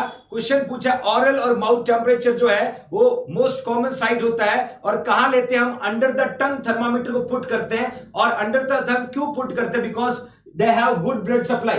देन थर्मोमीटर को 1 से 3 मिनट तक रखना, 1 to 3 मिनट तक, 1 to 3 मिनट तक रखना होगा बच्चों, 1 to 3 मिनट। Okay fine. अब एक क्वेश्चन आता है कॉम्पिटिटिव एग्जाम में, check for eating, check for drinking, check for anything hot and cold, wait for 15 minute. This is your competitive exam question. जब भी पेशेंट ऑरल टेम्परेचर आप check करते हो तो ऑरल टेम्परेचर को चेक करते समय आपको ध्यान रखना है, यदि पेशेंट कुछ हॉट और कोल्ड लेके आया, यदि पेशेंट कुछ हॉट और कोल्ड लेके आया है तो बच्चों आपको उसको कितना मिनट तक वेट करवाना है? 15 मिनट तक। कितना मिनट तक वेट करवाना है? 15 मिनट्स। मैक्सिमम 20 तक जा सकते हैं, मैक्सिमम 20 तक जा सकते हैं। Got it everyone? क्योंकि हॉट और cold substance develop variation, develop variation. एक और चीज मैं आपको बताना चाहूंगा, हमें कभी कभी पूछा जाता है कि ह्यूमन बॉडी की यदि हम बात करें, ह्यूमन बॉडी की हम बात करें तो ह्यूमन बॉडी का मैक्सिमम जो टेम्परेचर है, मैक्सिमम जो टेम्परेचर है वो इवनिंग में 4 to 6 पीएम को मिलेगा। इवनिंग में 4 to 6 पीएम को मिलेगा। और आपसे पूछे कि ह्यूमन बॉडी का मिनिमम टेम्परेचर आपसे पूछे कब फाइंड आउट होगा, तो आपको मॉर्निंग में लिखना है 4 to 6 AM। देखिए डिफरेंस देखिएगा, 4 to 6 AM जो है आपके बॉडी का लोवेस्ट, मिनिमम बोल सकते हो या आप इसको लोवेस्ट बोल सकते हो, इसको लोवेस्ट बोल सकते हो, मैक्सिमम बोल सकते हो या इसको हाईएस्ट बोल सकते हो कि आपकी बॉडी का हाईएस्ट बॉडी टेम्परेचर कब फाइंड आउट होता है, लोवेस्ट बॉडी टेम्परेचर कब फाइंड आउट होता है। याद रखना ये वेरिएशन क्या इंडिकेट करता है कि डे की एक्टिविटी के साथ बॉडी का टेम्परेचर बढ़ता है, डे की एक्टिविटी के साथ बॉडी का टेम्परेचर बढ़ता है। तो हाईएस्ट बॉडी टेम्परेचर इवनिंग में 4 to 6 पीएम होगा, लोएस्ट बॉडी टेम्परेचर मॉर्निंग में 4 to 6 AM होगा। Got it everyone? That kind of question they are asking in your competitive exam. बहुत बढ़िया, बहुत बढ़िया, ओके फाइन।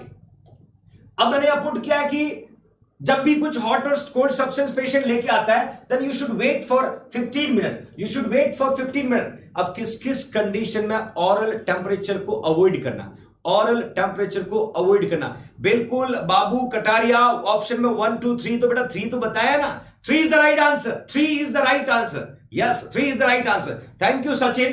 कॉन्ट्रा इंडिकेशन में मैंने लिखा है कि क्लाइंट को यदि कन्वल्शन है, क्लाइंट को यदि कन्वल्शन है तो कन्वल्शन वाले बच्चे के मुंह के अंदर थर्मामीटर नहीं डालेंगे, इट कैन ब्रेक। देखिए कन्वल्शन का मतलब होता है इनवॉलेंट्री, कन्वल्शन का मतलब क्या होता है बच्चों, involuntary movement, involuntary movement of voluntary muscles, involuntary movement of voluntary muscles. यदि वॉलेंट्री मसल्स का इनवॉलेंट्री मूवमेंट हो रहा है उसको हम क्या बोलते हैं, कन्वल्शन। और कन्वल्शन वाले पेशेंट को जब भी हम थर्मामीटर को पुट करेंगे अंदर द टंग तो क्या कर देगा, ब्रेक हो जाएगा और पेशेंट को मर्क्यूरी पॉइजनिंग हो जाएगा, पेशेंट को मर्क्यूरी पॉइजनिंग हो जाएगा। That will B Contra indicated, that will B Contra indicated. Okay fine. उसके अलावा मैंने पुट किया है फ्रीक्वेंट अटैक ऑफ कफ, मतलब बार बार किसी पर्सन को कफ आ रहा है तो जैसे आपने थर्मामीटर को पुट किया पेशेंट कफ करेगा, that will be expel out, that will be expel out. Even my dear children जिसकी उम्र 6 साल से कम है, 6 साल से कम के बच्चों में, 6 साल से कम के बच्चों में ऑरल टेम्परेचर चेक नहीं करना है। ऑरल टेम्परेचर बच्चा क्या करेगा, जैसे ही थर्मामीटर आप डालोगे वो उसको ब्रेक कर देगा और उसको मर्क्यूरी पॉइजनिंग हो सकता है, मर्क्यूरी पॉइजनिंग हो सकता है। ये इंपॉर्टेंट थिंग्स जो मैं डिस्कस कर रहा हूं which is belong from the oral और माउथ। तो क्या क्वेश्चन बनेगा, most common site to taking temperature, answer क्या लिखना, माउथ और ऑरल। कितना मिनट तक थर्मामीटर को रखना है, आंसर लिखना 1 to 3 मिनट। कितना टाइम तक वेट करना कोल्ड और हॉट सब्सटेंस, 15 मिनट, ये मैक्सिमम 20 तक जा सकता है। और किस किस कंडीशन में नहीं लेते हैं। थर्मामीटर को पुट कहां करना है, बल्ब जो है उसको अंडर द टंग पुट करना है, बल्ब जो है अंडर द टंग पुट करना है और माउथ को क्लोज कर लेना। ओके फाइन, ये तो मैंने बात कर दी माउथ और ऑरल। देखिए बच्चों नेक्स्ट पिक्चर क्या इंडिकेट कर रहा है, नेक्स्ट पिक्चर इंडिकेट कर रहा है रेक्टल। अब जो बच्चे कह रहे थे ना बार बार मोस्ट रिलायबल, मोस्ट एक्यूरेट, देख लीजिएगा, सब्र रखिएगा, हर चीज हर कंटेंट आप तक आएगा, सब्र रखिएगा। Don't try to over smart, don't try to over smart. Rectal temperature में 2 क्वेश्चन बनते हैं, मोस्ट रिलायबल साइट और मैं बताना चाहूंगा most accurate, most reliable side और मोस्ट एक्यूरेट, ये 2 क्वेश्चन यहां पर बनते हैं। अब आपको शायद समझ में आ गया मोस्ट रिलायबल और most accurate. Okay fine, okay fine. यहां मैंने बात की है that are responsible to monitor internal measurement. देखिए 2 टर्म्स मैं आपको बताना चाहूंगा बच्चों, 2 टर्म्स आपको बताना चाहूंगा। एक आपने सुना है कोर टेम्परेचर, एक आपने सुना होगा कोर टेम्परेचर, जिसका दूसरा नाम है बॉडी इंटरनल टेम्परेचर, जिसका दूसरा नाम है बच्चों बॉडी इंटरनल। कोर टेम्परेचर का मतलब होता है बॉडी इंटरनल टेम्परेचर। आपके बॉडी का अंदर जो टेम्परेचर है उसको हम क्या बोलते हैं, कोर टेम्परेचर, उसको हम क्या बोलते हैं, core temperature. Got it everyone? और जब कोर टेम्परेचर की हम बात करें तो कोर टेम्परेचर मेजर कौन सी साइड से करते हैं, तो आंसर क्या लिखोगे, रेक्टल। कोर टेम्परेचर मतलब बॉडी का इंटरनल टेम्परेचर मेजर करना होगा तो साइट कौन सी प्रीफर करेंगे, हम रेक्टल टेम्परेचर मेजर करेंगे, क्योंकि इंटरनल टेम्परेचर मॉनिटर करना, इंटरनल टेम्परेचर मॉनिटर करना है। तो कोर टेम्परेचर को हम क्या बोलते हैं बच्चों, बॉडी इंटरनल टेम्परेचर। दूसरा आता है शाल टेम्परेचर, दूसरा आता है शाल टेम्परेचर, और शाल टेम्परेचर को बोलते हैं बॉडी एक्सटर्नल या सरफेस, इसको हम क्या बोलते हैं बच्चों, बॉडी सरफेस। देखिए बॉडी सरफेस टेम्परेचर, और बॉडी सरफेस टेम्परेचर जो है इसकी साइड कौन सी होगी बच्चों, इसकी साइड कौन सी होगी, एक्सिला हो सकती है, इसकी साइड कौन सी है, ग्रोइन हो सकती है। ये क्या मॉनिटर करते हैं, body surface. Even temperature tape भी हो सकता है, इवन टेम्परेचर टेप भी हो सकता है, that are responsible to monitor. ये दोनों टर्म्स इंपॉर्टेंट है। कोर टेम्परेचर मतलब बॉडी इंटरनल, शार्प टेम्परेचर मतलब बॉडी का सरफेस टेम्परेचर। कोर टेम्परेचर किससे मॉनिटर करते हैं, रेक्टल टेम्परेचर के द्वारा। शार्प कौन सी साइड से करते हैं, एक्सिला और ग्रोइन, एक्सिला और groin. Got it everyone, got it everyone, okay fine. अब हम फर्दर देखें नेक्स्ट कि कितना मिनट तक थर्मामीटर को रखना। देखिए ड्यूरेशन बदल गया है, ड्यूरेशन बदल गया, 1 to 2 मिनट्स, 1 to 2 मिनट्स।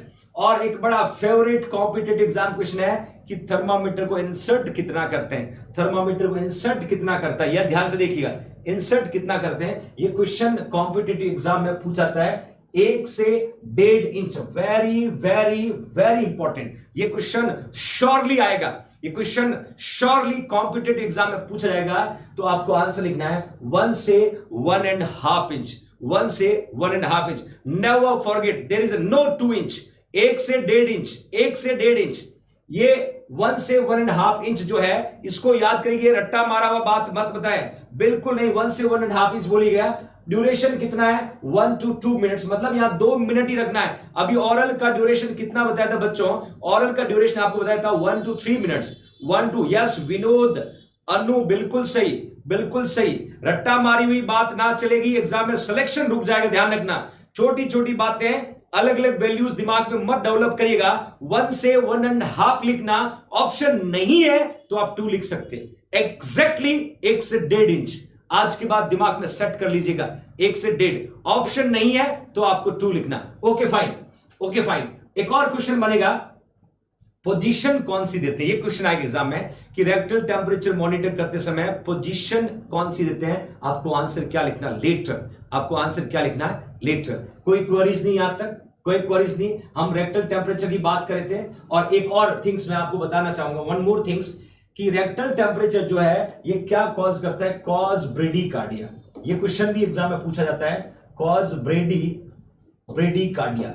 और ब्रेडीकार्डिया क्यों कॉज करेगा, due to stimulation of vagus nerve, due to stimulation of vagus nerve. और वेगस जो है वो 10th क्रेनियल नर्व, कौन सा क्रेनियल नर्व, 10th। ये क्वेश्चन एग्जाम में बन सकता है कि rectal temperature can cause, option में दे सकता है टैकीकार्डिया, ब्रेडीकार्डिया। तो आपको आंसर क्या लिखना बच्चों, ब्रेडीकार्डिया। यस, छोटी छोटी बातें भावना, छोटी छोटी बातें सिलेक्शन के और करीब लेके जाएगी। I hope you are getting many things from that class.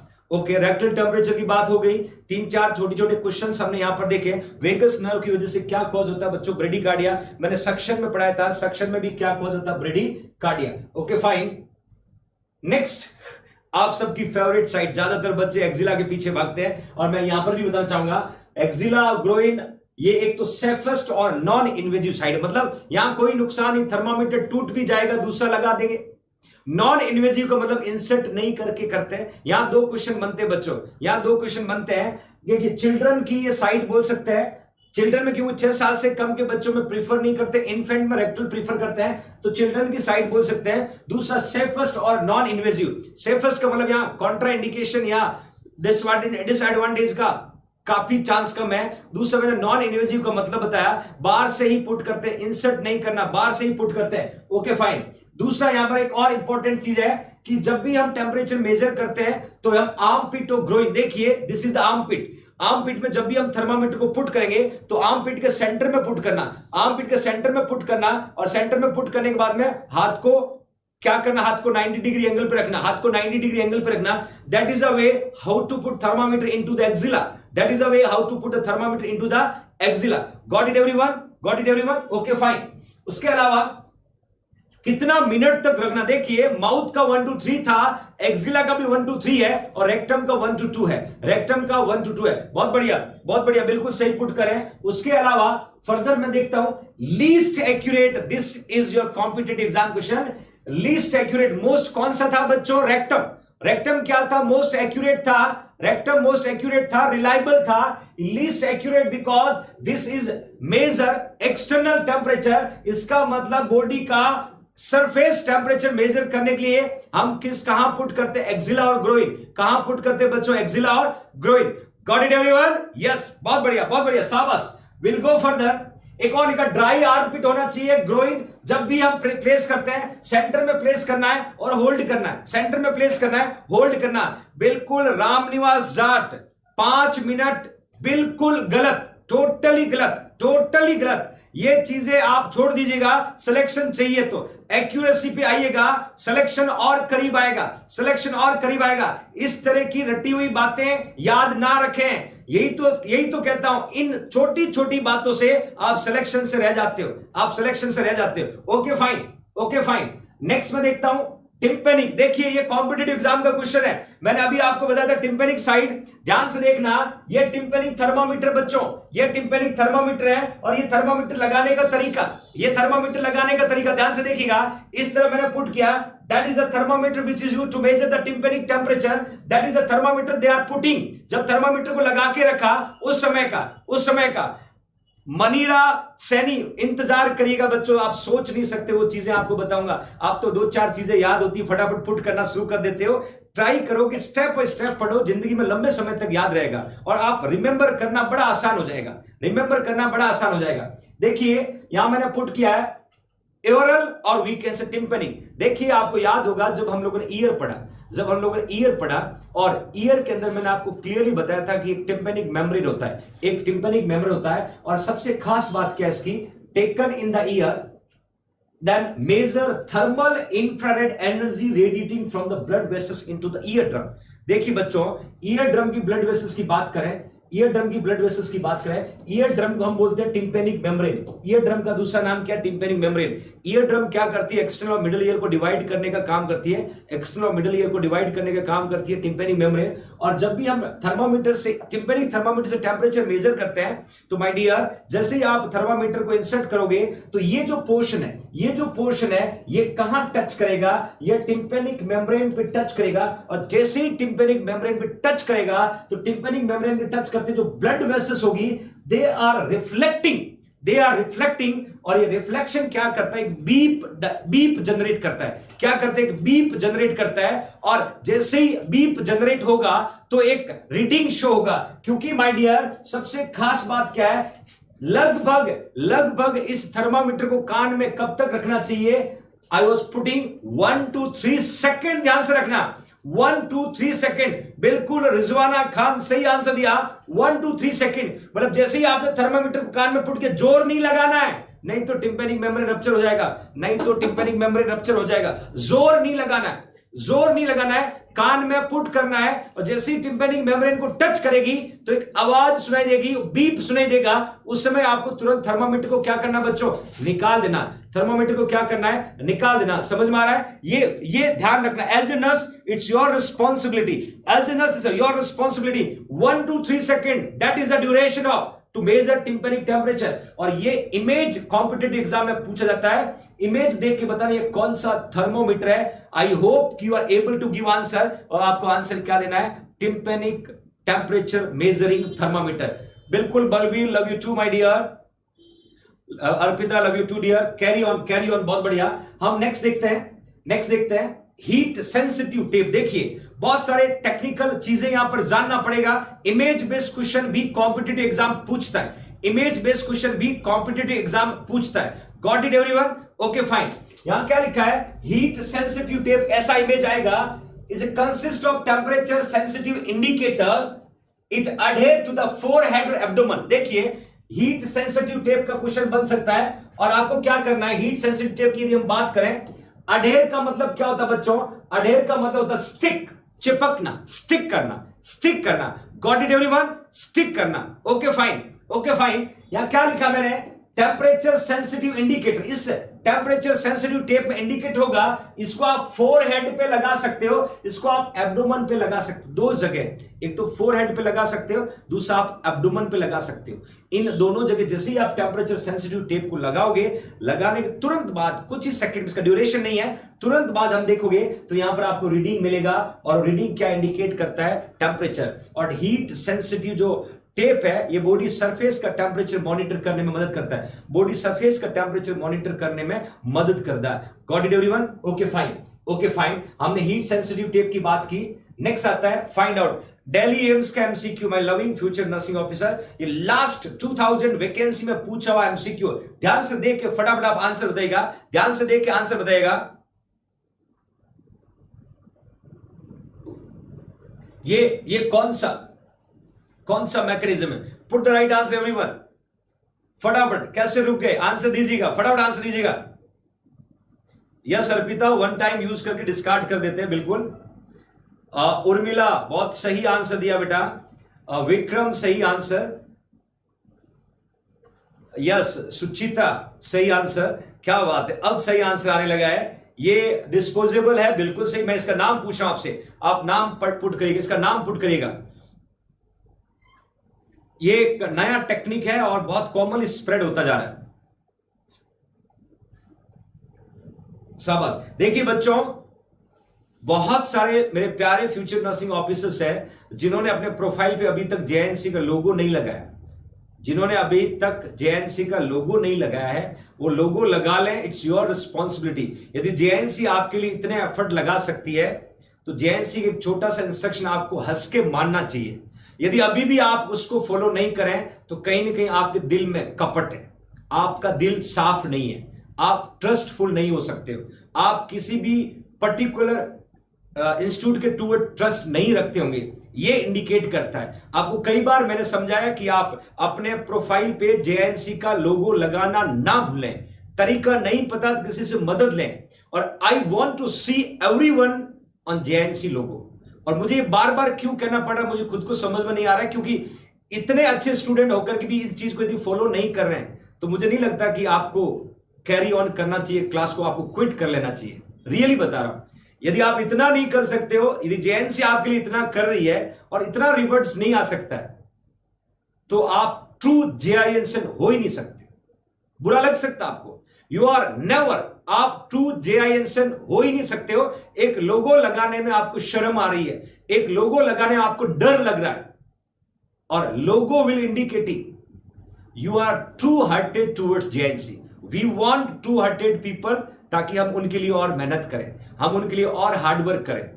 और ये चीज मुझे बार बार बोलनी पड़ रही। मुझे बहुत दुख है कि इतने हॉनेस्ट स्टूडेंट होकर भी अपने आप को क्या समझते मुझे नहीं पता, but you will put it everyone, you will put it everyone. I want to see, I want to see. मैं बार बार रिपीट नहीं करूंगा, मैं बार बार रिपीट नहीं करूंगा। मौका दे रहा हूं आपको, मौका दे रहा हूं। लोगो यदि नहीं लगाना आता है तो आप किसी की मदद लें, किसी की मदद लें, बट प्रोफाइल पे मुझे जेआईएनसी का लोगो चाहिए।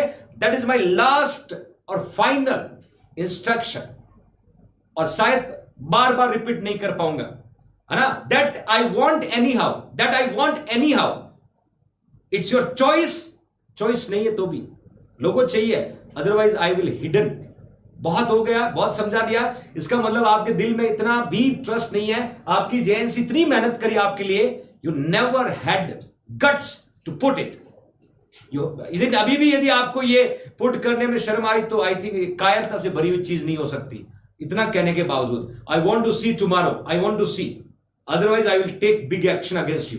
That is last. कुछ वो विजिटिंग स्टूडेंट है, वो कभी नहीं लगाएंगे। जिनको मुंह मारने की आदत है, इस थाली से उस थाली में वो मुंह मारते रहेंगे। वो मजबूर है, वो सिलेक्शन भी नहीं होगा, स्ट्रगल है। वो ऐसा ही करते करते उनकी जिंदगी निकल जाती है, या फिर डिसलाइक करने चले आते हैं। लगभग 2000 ऐसे बच्चे जो सिंसियरली पढ़ते हैं, वो मेरे इंस्ट्रक्शन को फॉलो करें। मैं बार बार रिपीट नहीं करूंगा। Put it everyone, tomorrow I want to see. आपके पास लगभग 10 घंटे का टाइम मैंने आपको दिया है, और अब शायद बर्दाश्त नहीं कर पाऊंगा मैं, है ना। आपका हार्ट के अंदर जेएनसी के प्रति थोड़ी भी फीलिंग है तो यू विल शो इट। और यदि आपके अंदर कायरता भरी हुई है तो ना लगाए। टुमारो आई वांट टू सी। आप सभी ने आंसर सही पुट किया, इसका नाम है टेम्पा डॉट। ये दिल्ली एम्स ने पूछा था, ये दिल्ली एम्स ने पूछा था टेम्पा डॉट। देखिए बच्चों, टेम्पा डॉट में मैंने क्या लिखा, disposable clinical thermometer that can measure oral और एक्सिलरी बॉडी टेम्परेचर। देखिए हम दो जगह यूज करते हैं, हम दो जगह यूज करते हैं, एक्सिला और ओरल। याद रखना डिस्पोजेबल है। रचना थैंक यू सो मच। याद रखना डिस्पोजेबल है बच्चों, डिस्पोजेबल है। इसको एक बार यूज करने के बाद डिस्कार्ड कर देते हैं। मैं एक वीडियो दिखाऊंगा आपको, एक वीडियो दिखाऊंगा आपको, उसमें कैसे मेजर करते हैं वो भी दिखाऊंगा, ताकि इस बार यदि क्वेश्चन आए तो आप गलत नहीं करें।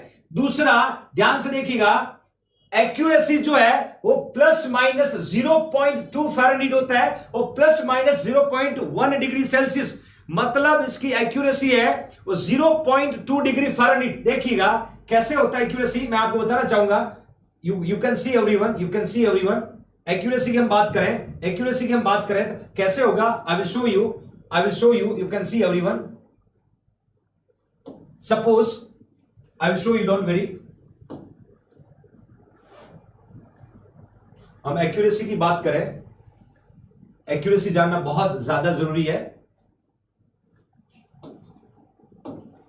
टेम्पा डॉट पे क्वेश्चन आ चुका है, इट मे बी रिपीट भी हो सकता है, तो मैं उम्मीद करूंगा इस बार यदि ये क्वेश्चन आए ना तो आप लोग गलत ना करके आए, आप लोग गलत ना करके आए। इसके माइनर माइनर जो थिंग्स है मैं शॉर्टली आपको बताना चाहूंगा। हम यहाँ एक्यूरेसी की बात करें, सपोज आपका बॉडी का टेम्परेचर जो है 98.2 है, ये आपका बॉडी का टेम्परेचर मिला। ये 98.4 हो सकता है, ये 98 हो सकता है। मतलब 0.2 का डिफरेंस प्लस माइनस, 0.2 का difference plus minus. Got it everyone, got it everyone.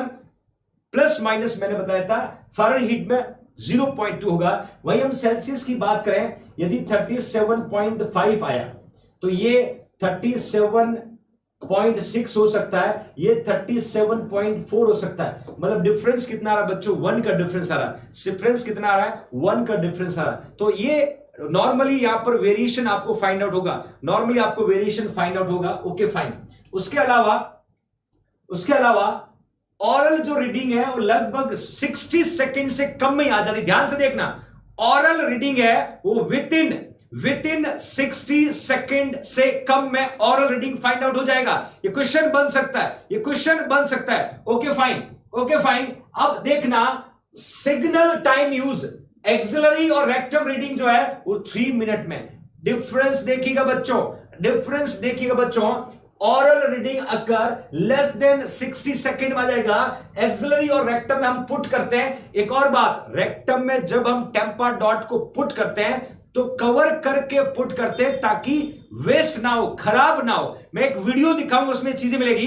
जब भी हम पुट करेंगे रेक्टम में तो इस टेम्पा डॉट को कवर करके पुट करेंगे, और माउथ में जब भी पुट करेंगे, एक्सिला में जब भी पुट करेंगे तो हम डायरेक्टली पुट करेंगे, हम डायरेक्टली पुट करेंगे। यहां पर आपको देखना होगा, रीडिंग देखने का तरीका भी मैं आपको बता देता हूं। पहला जो स्लाइड दिख रहा है इसमें 98.6 दिख रहा है बच्चों, 98.6 देखिएगा। नॉर्मली ये इस कलर के डॉट्स होते हैं, नॉर्मली इस कलर के डॉट्स होते हैं। जब इस टेम्पा डॉट को पुट करते हैं साइड पे, जब इस टेम्पा डॉट को साइड पे पुट करते हैं तो याद रखना ये ब्लू डॉट में कन्वर्ट हो जाएगा, और जहां तक ब्लू डॉट है वहां से काउंट करना। ये 96 का है, 97 का है, 98 का।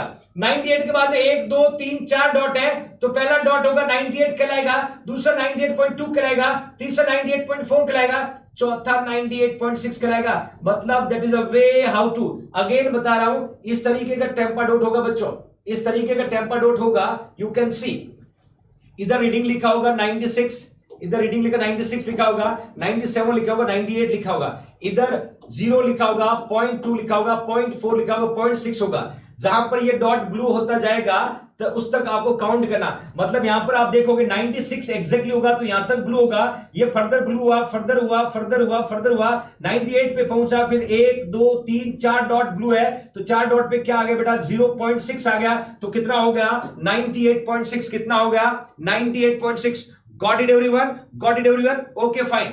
दूसरा मैंने सेल्सियस में पुट किया है, तो एक तरफ सेल्सियस का है, दूसरा तरफ मैंने पुट किया that is a Fahrenheit. I hope got it everyone, got it everyone. Okay, अब मैं आपको एक वीडियो शो करूंगा और वीडियो में दिखेगा कि as a nurse how can conduct to taking that tempa dots temperature कैसे लिया जाएगा, आई होप कि you are going to see, I hope you are going to C.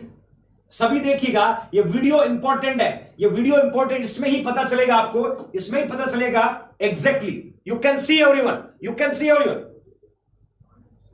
You can see everyone.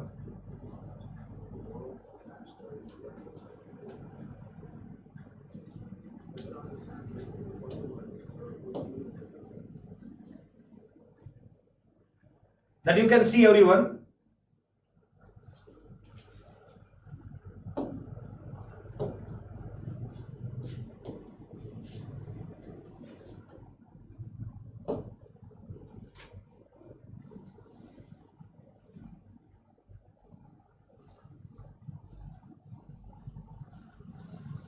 Competitive exam का question है, video base पूछा जा सकता है, वीडियो देख के आपको पता लगाना है कि कौन सा तरीका है टेम्परेचर मेजर करने। You can see everyone.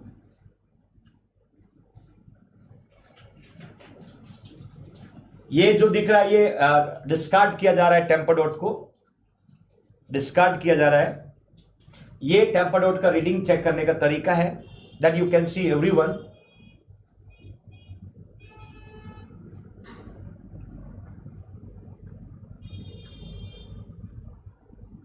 See that how to monitor by the Tampa-dot.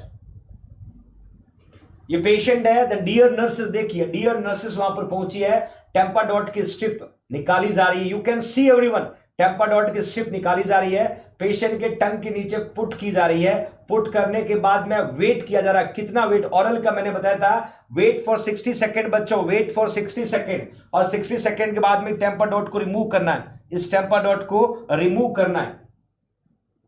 Then with in 10 second में आपको रीडिंग को देखना है, और इस पेशेंट का रीडिंग 99.2 दिख रहा है, 99.2 दिख रहा है। फिर ले जाके इसको डिस्कार्ड कर देना है, फिर ले जाके इसको डिस्कार्ड कर देना है। Okay fine, got it, okay. यहां पर आप फर्दर देख सकते हो, ये एक्सिला में पुट किया जा रहा है, एक्सिला में पुट किया जा रहा है। मैंने दोनों साइड्स भी आपको बहुत अच्छे से बताई थी। 3 मिनट तक वेट करना है एक्सिला में, फिर निकालना है, फिर रीडिंग को चेक करना, वेट फॉर 10 सेकेंड। यहां पर आपको 98.8 मिला है, 98.8 मिला है। ये रीडिंग चेक करने के बाद रेक्टम में पुट करने का तरीका देखिएगा, इस स्ट्रिप को पैक करते हैं, पैक करने के बाद पुट किया जाता है, स्ट्रिप को पैक करने के बाद पुट किया जाता है। आप देख सकते हो स्ट्रिप के साथ एक पैकिंग दिख रहा है, ये तरीका इसको पैक करने का। This is the way how to pack it, this is the way how to pack it. Okay fine, packing किया, कवर किया, कवर करने के बाद में इसको रेक्टम में पुट किया जाता है। Okay fine, see that everyone. हमने रेक्टम में पुट किया, पुट करने के बाद 3 मिनट वेट किया, 3 मिनट वेट करने के बाद रीडिंग को निकाला, तो आपको उसी कवर से टेम्पा-डॉट को निकालना है, टेम्पा-डॉट को निकालना है, और निकालने के बाद फिर 10 सेकेंड वेट करना है, और रीडिंग को फिर आपको डिस्कार्ड कर देना है, फिर आपको डिस्कार्ड कर देना। दैट इज अ वे बच्चों how to check, that is a way how to check. Got it everyone. तो ये डेली एम्स ने पूछा था, होप ये दोबारा रिपीट होता, तो मुझे पूरी उम्मीद है कि इस बार आप गलत नहीं करोगे, इस बार आप गलत नहीं करते। ओके फाइन, अब हम बात करते हैं कि जो थर्मामीटर होता है उसमें हम किसको यूज करते हैं, उसमें हम मर्क्यूरी को यूज करते हैं। मर्क्यूरी को क्यों यूज करते हैं बच्चों, कि वो हीट सेंसिटिव होता है। मर्क्यूरी को क्यों यूज करते हैं बच्चों, वो हीट सेंसिटिव होता है।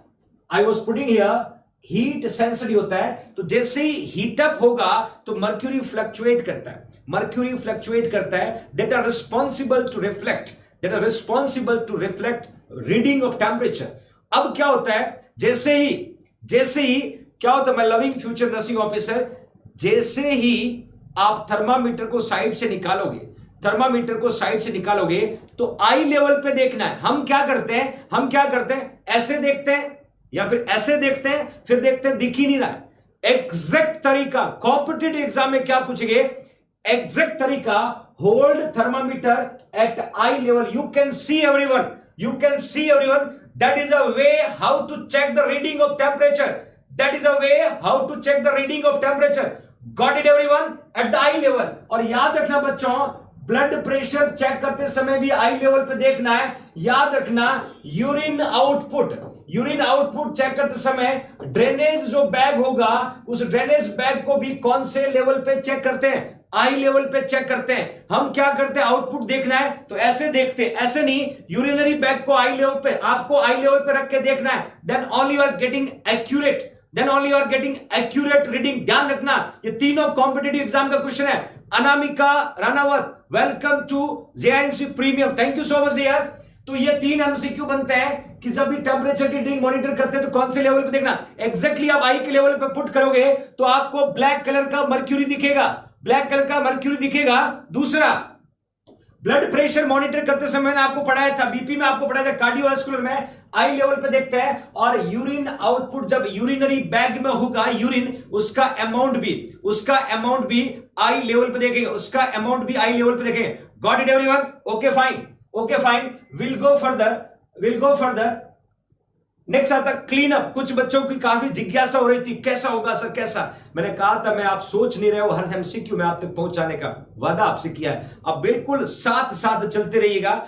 Everything I will try to deliver towards you. आपकी ईमानदारी को आप बिल्कुल बनाए रखें, क्योंकि काफी ये चीजें अच्छी नहीं लगी मुझे। मैं हमेशा कहता हूं जेआईएनसी यूट्यूब चैनल पिकनिक स्पॉट नहीं है, ये एजुकेशनल सेंटर है। यहां लोगों की लाइफ बनाई जाती है, तो मुझे उन बच्चों की बिल्कुल जरूरत नहीं है जो टाइम पास करने आते हैं। मुझे वो बच्चे चाहिए जो मेरी तरह मेहनत कर सकते हैं। विकास थैंक यू। इसलिए मैं बार बार आपको हिंट दे रहा हूं, आई वॉन्ट ओनली, चाहे कम बच्चे होंगे, इतना मेहनत करवाऊंगा, इतनी मेहनत करूंगा, सिलेक्शन तो होगा ही। तो ध्यान रखिएगा, ये पिकनिक आपने देखा होगा, आई नेवर अलाउ जो भी टाइम पास करने आते हैं। हाँ ठीक है, कुछ चाहने वाले हैं, डिसलाइक करने आके चले जाते हैं, वो शॉर्ट टाइम के लिए आते हैं।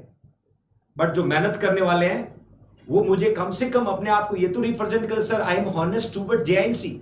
और रिप्रेजेंट करने का एक ही तरीका आपसे पूछा कि लोगो लगाना ना, मुझे वो आप नहीं कर पा रहे, दुख की बात है। क्लीन अप की बात करें, देखिए बच्चों मैं 2 चीजें यहां और क्लियर कर देता हूं। हम लोग जब भी किसी पेशेंट का टेम्परेचर चेक करते हैं, अपर टेम्परेचर चेक करने से पहले, साइड पे लगाने से पहले, साइड पे लगाने के बाद 2 तरीका होता है क्लीन अप करने का। यहां पर आप देखिएगा, सबसे पहले before taking temperature clean thermometer from bulb to stem, और after taking temperature clean thermometer from stem to bulb। यहां पर काफी चीजें मैं आपको क्लियर करना चाहूंगा, जो बहुत सारे क्वेश्चंस को मैं यहां डिस्कस करना चाहूंगा। क्लीन अप की बात आई जब, कि थर्मामीटर को कैसे क्लीन किया जाता है, that you can see everyone, suppose my loving future nursing officer, ये आपका थर्मामीटर है, और ये थर्मामीटर का जो दिख रहा है ये बल्ब है, ये थर्मामीटर का बल्ब है, और ये जो दिख रहा है थर्मामीटर का स्टेम, ये थर्मामीटर का stem, that we can say stem. ये स्टेम है, और ये जो दिख रहा है ये बल्ब है, देखिए 2 तरीके याद रखने का, बहुत इजी तरीका मैं बता देता हूं। बिफोर टेकिंग टेम्परेचर, मतलब टेम्परेचर जब आप नहीं ले रहे हो, टेम्परेचर टेकिंग या पुट करने, साइड पे पुट करने से पहले की बात करें तो पुट कौन सा एरिया करते हैं हम लोग, बल्ब करते हैं। कौन सा एरिया पुट करते हैं? जैसे ही पुट करोगे तो वो कंटामिनेटेड हो जाएगा, तो आपको पुट करने से पहले क्या करना बच्चों, from bulb to stem, put करने से पहले तो आपको बल्ब से किधर क्लीन करना है, बल्ब से स्टेम की ओर क्लीन करना है। यू कैन सी एवरीवन, क्योंकि पुट करने के बाद में ये जो पोर्शन है, that portion is going to be decontaminated. और पुट करने से पहले बल्ब टू स्टेम क्यों करें? क्योंकि स्टेम वो हिस्सा होता है जहां होल्ड करते हैं, हम होल्ड करते हैं, it risk to develop contamination.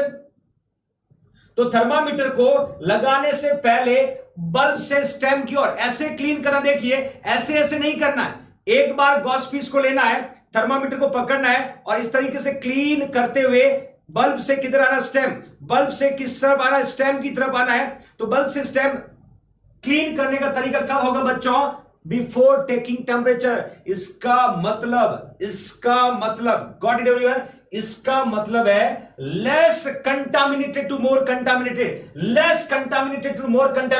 ये फंडा याद रखना, कम से अधिक कंटामिनेशन की तरफ जाना है, less contaminated to more contaminated. दूसरी बात, after taking temperature clean the thermometer from stem to bulb. मतलब जैसे ही आपने पेशेंट का थर्मामीटर वहां से निकाला तो जो साइट था, जो बल्ब था, वो कंटामिनेटेड हो गया, और कंटामिनेटेड हो गया है तो बाहर निकालने के बाद में बच्चों कहां से कहां, स्टेम से किधर जाना है, बल्ब की ओर, स्टेम से किधर जाना है, बल्ब की ओर। ये 2 चीजें हमेशा याद रखना, less contaminated to more contaminated. फिर से बता रहा हूं, फिर से बता रहा हूं एक बार और, less contaminated to more contaminated, मतलब आपको क्या करना है, less contaminated to more contaminated. मैं कुछ एग्जांपल और आपको बताना चाहता हूं।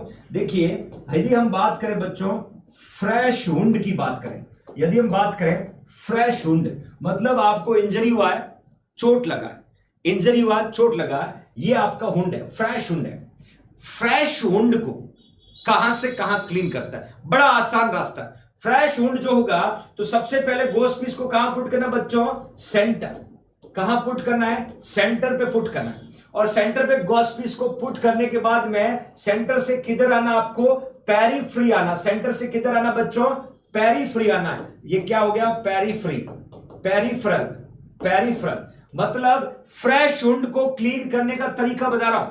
फ्रेश वुंड को how to clean, question competitive exam का है, फ्रेश वुंड को कैसे क्लीन किया जाता है, सेंटर टू पेरीफ्री, किधर बच्चों, सेंटर टू पेरीफ्री, मतलब अंदर से बाहर की ओर, अंदर से बाहर बोल सकते हैं। सेंटर को हम क्या बोलते हैं, हम इनर बोल सकते हैं, और पेरीफ्री को हम क्या बोल सकते हैं, आउटर बोल सकते हैं। इसको एक और टर्म्स में डिस्क्राइब करें, यदि हम बोले सेंटर टू पेरीफ्री का मतलब हो गया बच्चों लेस कंटामिनेटेड, देखिए less contaminated to more contaminated, less contaminated to more contaminated, मतलब कम से ज्यादा की ओर जाना।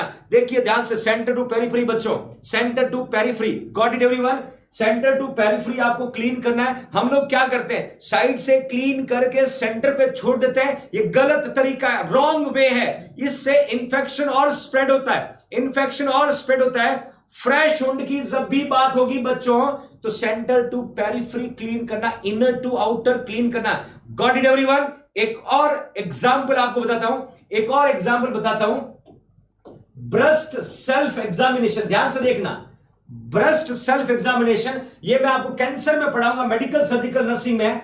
ब्रेस्ट सेल्फ एग्जामिनेशन की यदि हम बात करें, ब्रेस्ट सेल्फ एग्जामिनेशन की हम बात करें बच्चों, तो याद रखना centre to periphery, centre to periphery, this is again breast self examination करते समय ब्रेस्ट को पैल्पेट कहां से किया जाता है, सेंटर टू पेरीफ्री पैल्पेट किया जाता है। ये अगेन योर कॉम्पिटिटिव एग्जाम का क्वेश्चन है, अगेन योर कॉम्पिटिटिव एग्जाम का क्वेश्चन है कि ब्रेस्ट सेल्फ एग्जामिनेशन किसमें करते हैं, हम ब्रेस्ट कैंसर को प्रिवेंटिव रूप में यूज करते हैं इस इन्वेस्टिगेशन को, और centre to periphery, got it, again inner to outer, again inner to outer, got it everyone. एक और कॉम्पिटिटिव एग्जाम क्वेश्चन बताता हूं, एक और क्वेश्चन बताता हूं, बेड सोर। देखिए बच्चों यदि हम बात करें बेड सोर, बेड सोर को हम डाइक्यूबाइटिस, बेड सोर को हम डाइक्यूबाइटिस अल्सर भी बोलते हैं, इसको हम प्रेशर सोर भी बोलते हैं, इसको हम प्रेशर सोर भी बोलते हैं। देखिए बहुत सारे नाम है, बेड सोर, डाइक्यूबाइटिस अल्सर, प्रेशर सोर। याद रखना my loving future nursing officer, इसको हम कंटामिनेटेड वुंड बोलते हैं। क्या बोलते हैं, कंटामिनेटेड, कंटामिनेटेड वुंड होता है, कंटामिनेटेड वुंड होता है। और कंटामिनेटेड वुंड जो है वो पेरीफ्री टू सेंटर आएगा। ध्यान से देखना बच्चों, ये पेरीफ्री टू सेंटर क्लीन किया जाता है। क्वेश्चन कई बार एग्जाम आया है, ये क्वेश्चन कई बार एग्जाम आया। दैट मींस बाहर जो है इसको पेरीफ्री बोलते हैं, अंदर जो है सेंटर बोलते हैं, बाहर से अंदर की ओर आएगा। याद रखना ये क्वेश्चन कॉम्पिटिटिव एग्जाम का। बेड सोर कंटामिनेटेड वुंड होता है, कभी कभी कंटामिनेटेड वुंड लिखा आएगा, कभी कभी बेड सोर लिखाएगा। तो याद रखना बाहर से अंदर की ओर आना है, बाहर से अंदर की ओर आना है, पेरीफ्री टू सेंटर आना है, पेरीफ्री टू सेंटर आना है। Got it everyone, These 3 MCQ will be coming your competitive exam. I think ये छोटी छोटी बातें, छोटे छोटे क्वेश्चन आपको और मजबूत और स्ट्रॉन्ग बनाएगा। तो यहां पर मैंने आपको बताया कि थर्मामीटर को क्लीन बिफोर एंड आफ्टर बताया, उसके अलावा फ्रेश वुंड को क्लीन करने का तरीका बताया, ब्रेस्ट सेल्फ एग्जामिनेशन करने का तरीका बताया, और उसके साथ आपने देखा कंटामिनेटेड वुंड को क्लीन करने का तरीका बताया। गॉट इट एवरीवन, 5 MCQ हमने प्रिपेयर किया और 5 competitive exam question. Okay fine, then again आगे चलता मैं आपको फर्दर। अब क्या बात आती है, आप बहुत ही डियर नर्सेस जो काम करते हैं, नर्सिंग ऑफिसर्स, आप जब भी पेशेंट का वाइटल साइन मॉनिटर करते हैं तो वाइटल साइन मॉनिटर करने के बाद में क्या क्या गलतियां करते हैं मैं आज बताना चाहूंगा आपको। सबसे पहले आपको करना क्या होता है, किसी भी पेशेंट का वाइटल साइन मॉनिटर करने के बाद का तरीका बच्चों, बाद का तरीका हम क्या करते हैं, शॉर्ट में बहुत कुछ निपटा देते हैं। सबसे पहले थर्मामीटर को किससे क्लीन किया जाता है, स्पिरिट से। सबसे पहले थर्मामीटर को किससे क्लीन किया जाता है? स्पिरिट से। Okay fine. उसके बाद में सोप वाटर में डालते हैं, उसके बाद में प्लेन वाटर में डालते हैं, और उसके बाद में डिसइंफेक्टेड सॉल्यूशन में डालते हैं। आपने सुना होगा बच्चों, टीपीआर ट्रे पढ़ा होगा। I think everybody know very well, TPR tray पढ़ा होगा। और इस तरह की टीपीआर ट्रे होती है, और टीपीआर ट्रे में 3 बोतल होगा, 3 बोतल होगा। ध्यान से देखना, ये 3 बोतल कौन कौन सा मैं आपको बता देता हूं। यहां पर मैंने पुट किया है, सबसे पहले वाला जो बोतल है इसमें क्या होगा बच्चों? सोप वाटर होगा, इसमें सोप वाटर होगा। दूसरी बोतल में क्या होगा? प्लेन वाटर होगा, प्लेन वाटर होगा। और तीसरी बोतल में क्या होगा? सेवलॉन हो सकता है, लाइसोल हो सकता है, डिटॉल हो सकता है, एंटीसेप्टिक सॉल्यूशन होता है। याद होगा जब आप फंडामेंटल के प्रैक्टिकल के लिए, फंडामेंटल प्रैक्टिकल के लिए टीपीआर ट्रे सेट करना पड़ता है, टीचर कहता है set the TPR tray, I want to see. उस समय दिक्कत होती है, उस समय दिक्कत होती है। Got it everyone? Got it everyone? Okay fine. Sangeeta Chaudhary ये पेशेंट के माउथ से निकालने के बाद की बात कर रहे हैं, बाद की बात करें बेटा, ध्यान से देखना। क्लीन विथ स्पिरिट, सबसे पहले क्लीन किया, फिर सोप वाटर में डाला, फिर प्लेन वाटर में डाला, फिर डिसइंफेक्टेड सॉल्यूशन में डाला। और कितने मिनट का प्रोसेस है? 30 मिनट्स। आप 30 मिनट में 30 पेशेंट को निपटा देते हो, और यह 30 मिनट एक पेशेंट को फ्री करने में चाहिए। ध्यान रखना, कितनी भयानक गलती करते हैं हम लोग, कितनी भयानक गलती करते हैं। यहां मैंने क्या बोला? ये एक पेशेंट से फ्री होने के बाद अगले पेशेंट के पास जाने से पहले का मैकेनिज्म है। 30 मिनट में, 30 मिनट में आपका थर्मामीटर जो है वो फ्री होता है। 30 मिनट से आपका थर्मामीटर जो है वो कंप्लीटली फ्री होता है। Got it everyone? That is a way how to disinfect it. That is a way how to disinfect it after taking temperature. Temperature लेने के बाद की काम बता रहा हूं, टेम्परेचर लेने के बाद का क्लीन करने का तरीका बताया। फिर स्पिरिट सोप से क्लीन करते हैं, soap water, plain water, disinfected solution में आगे बताऊंगा। Then total duration my dear 30 minute, और हम तो 30 मिनट में 30 पेशेंट निपटा देते हैं। Totally wrong way, totally wrong way. That is a right way. आपको कॉम्पिटिटिव एग्जाम में राइट वे पे जाना है, राइट प्रिंसिपल पे पढ़ना है। Okay fine, okay fine. एक और इंपॉर्टेंट बात आपको बताना चाहूंगा। आप लोग जब हॉस्पिटल में फर्स्ट टाइम हॉस्पिटल ड्यूटी जाते हो तो देखा होगा कि अलग अलग कलर के पेन डाल के जाते हो। पता है आपको पेन का यूज क्या है? पेन रखते हो, स्टेथोस्कोप रखते हो, इंची टेप रखते हो, नेल कटर रखते हो, पॉकेट डायरी रखते हो।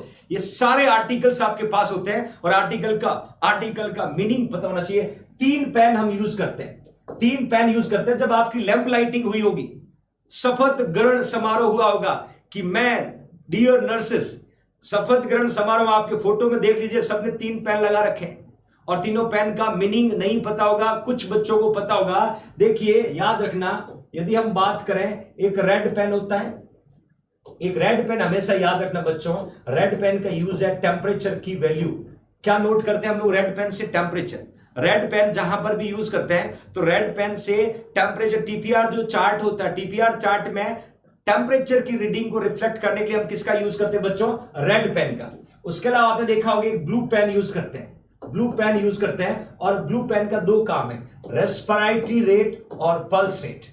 रेस्पिरेटरी रेट और पल्स रेट को लिखना है तो ब्लू पेन का यूज करते हैं। एक और पेन आपने देखा होगा ब्लैक पेन, एक और पेन आपने देखा होगा ब्लैक पेन। बच्चों याद रखना, ब्लैक से ब्लड प्रेशर की रीडिंग को नोट करना, ब्लैक से ब्लड प्रेशर की रीडिंग को नोट करना। आज के बाद कोई आपसे पूछे कि ये 3 पेन पॉकेट में क्यों लगा के रखे आपने, आपके पास जवाब होना चाहिए, आपके पास जवाब होना चाहिए। रेड, ब्लू, ब्लैक फोटो में अच्छे लगते हैं बट मीनिंग भी पता होना चाहिए। और ये यूज कहां होता है बच्चों? याद रखना, टीपीआर चार्ट जो होता है, टीपीआर चार्ट में हम लोग टीपीआर चार्टिंग करते हैं। फर्स्ट ईयर के दिन याद दिला रहा हूं आपको, फर्स्ट ईयर के दिन, अभी तो बदमाश हो गए हो आप, शायद नहीं करते होंगे, मैं फर्स्ट ईयर का दिन याद दिला रहा हूं। टीपीआर चार्ट, टीपीआर चार्ट की यदि हम बात करें तो टीपीआर चार्ट में हम अलग अलग वैल्यू को पुट करते हैं, वैल्यू को पुट करते हैं। रेड पेन का यूज रखना टेम्परेचर, ब्लू पेन का उपयोग लगना रेस्पिरेटरी रेट और पल्स रेट, और ब्लैक पेन याद रखना ब्लड प्रेशर। आज के बाद जब टीचर बन जाओ, कभी टीचर बन जाओ तो बच्चे पूछे तो जवाब जरूर देना कि इन तीनों पेन का यूज क्या है, तीनों पेन का यूज क्या है। Got it everyone? Okay fine, okay fine. Green नहीं रखना, ये प्रिंसिपल यूज, ग्रीन पेन मत रखना, ग्रीन पेन मत रखना। Okay fine. अब हमने यहां बात की बच्चों कि डिसइंफेक्टेड सॉल्यूशन में पुट करते हैं, डिसइंफेक्टेड सॉल्यूशन में पुट करते हैं, तो आपको बताना चाहूंगा कि कौन कौन से डिसइंफेक्टेड सॉल्यूशन हम यूज करते हैं और किस किस पे क्वेश्चन बन सकता है, किस किस पे क्वेश्चन बन सकता है। इसमें 3 चीजें याद रखना, ये डिसइंफेक्टेड का नाम है, ये स्ट्रेंथ है, ये टाइम है। देखिए बच्चों, हम 3 तरह के डिसइंफेक्टेड पढ़ते हैं, हाई लेवल डिसइंफेक्टेड, इंटरमीडिएट या मीडियम लेवल ऑफ डिसइंफेक्टेड और लो लेवल। 3 तरह के मैं आपको माइक्रोबायोलॉजी में पढ़ाऊंगा, 3 लेवल के डिसइंफेक्टेड सब्सटेंस पढ़ते हैं। हाई लेवल का बेस्ट एग्जांपल मैं बताना चाहूंगा H2O2, hydrogen peroxide, high level होता है, मीडियम लेवल होता है, लो लेवल। ये जो डिसइंफेक्टेड है ये कौन से बच्चों, ये लो लेवल, कौन से है, लो लेवल डिसइंफेक्टेड। ध्यान रखना, लो लेवल डिसइंफेक्टेड है जिसमें डिटॉल है, सेवलोन है, लाइसोल है, फेयरनॉल है, 4 चीजें। क्वेश्चन कहां पूछेंगे मैं आपको वो भी बता देता हूं। ये जो स्ट्रेंथ का मतलब होता है रेशियो, रेशियो का मतलब 1 ml क्या लेना है डिटॉल और उसमें 40 ml क्या डालना बच्चों, वाटर। 40 ml क्या डालना, वाटर। इस रेशियो को क्या बोलते हैं, 1:40। इस रेशियो को क्या बोलते हैं, 1:40। थैंक यू सो मच निशा। इस रेशियो को हम क्या बोलेंगे बच्चों, 1:40। मतलब 1 ml आपने डिटॉल लिया और 40 ml उसमें क्या डाला, वाटर। 40 ml क्या डाला, वाटर। इस रेशियो से आपको सब्सटेंस को प्रिपेयर करना पड़ता है, सब्सटेंस को प्रिपेयर करना पड़ता है। Got it everyone. एग्जाम में क्या पूछेंगे, कितने टाइम तक उसमें रखना है, उस डिसइंफेक्टेड सब्सटेंस में ड्यूरेशन पूछा है कि थर्मामीटर को आपने डाल दिया तो थर्मामीटर को कितने टाइम तक उस डिसइंफेक्टेड के अंदर रख के रखना है, तो आपको आंसर क्या लिखना, 5 मिनट। अब यह याद रखने का तरीका बताता हूं। सारे डिसइंफेक्टेड का रेशियो 1:40 है एक्सेप्ट सेवलॉन, और ये क्वेश्चन ही एग्जाम में बार बार पूछा जाता है। सेवलॉन का कितना, 1:20।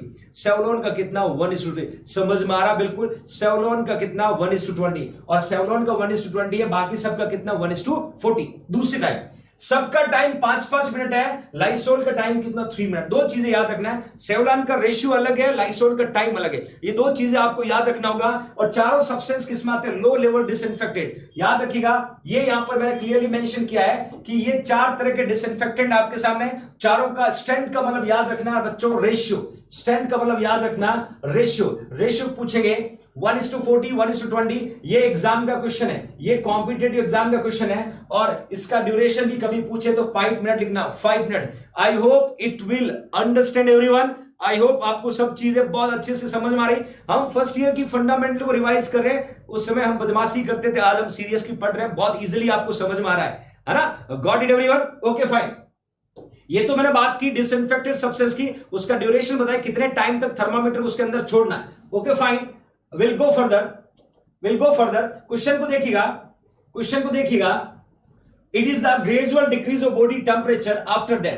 Gradual decrease of body temperature after death क्या कहा जाएगा। एक क्वेश्चन यहां बनता है, एक कॉम्पिटेटिव एग्जाम क्वेश्चन यहां बनता है, livor mortis, rigor mortis, algor mortis, none of these. यहां 4 मोटिस आपको पढ़ाऊंगा, my loving future nursing officers. याद रखिएगा, चारों में से क्वेश्चन कॉम्पिटेटिव एग्जाम में देखने को मिलेगा इस बार एम्स में। एम्स नॉर्सेट 2020 का क्वेश्चन हम यहां पर डिस्कस करें। Sujata thank you so much. 4 terms मैंने लिखा है, livor mortis, rigor mortis, algor mortis, none of these. Question क्या है, gradual decrease of body temperature after death, मतलब पेशेंट की डेथ होने के बाद धीरे धीरे बॉडी का टेम्परेचर कम होना क्या कहलाता है। धीरे धीरे बॉडी का टेम्परेचर कम होना क्या कहलाएगा, ABCD।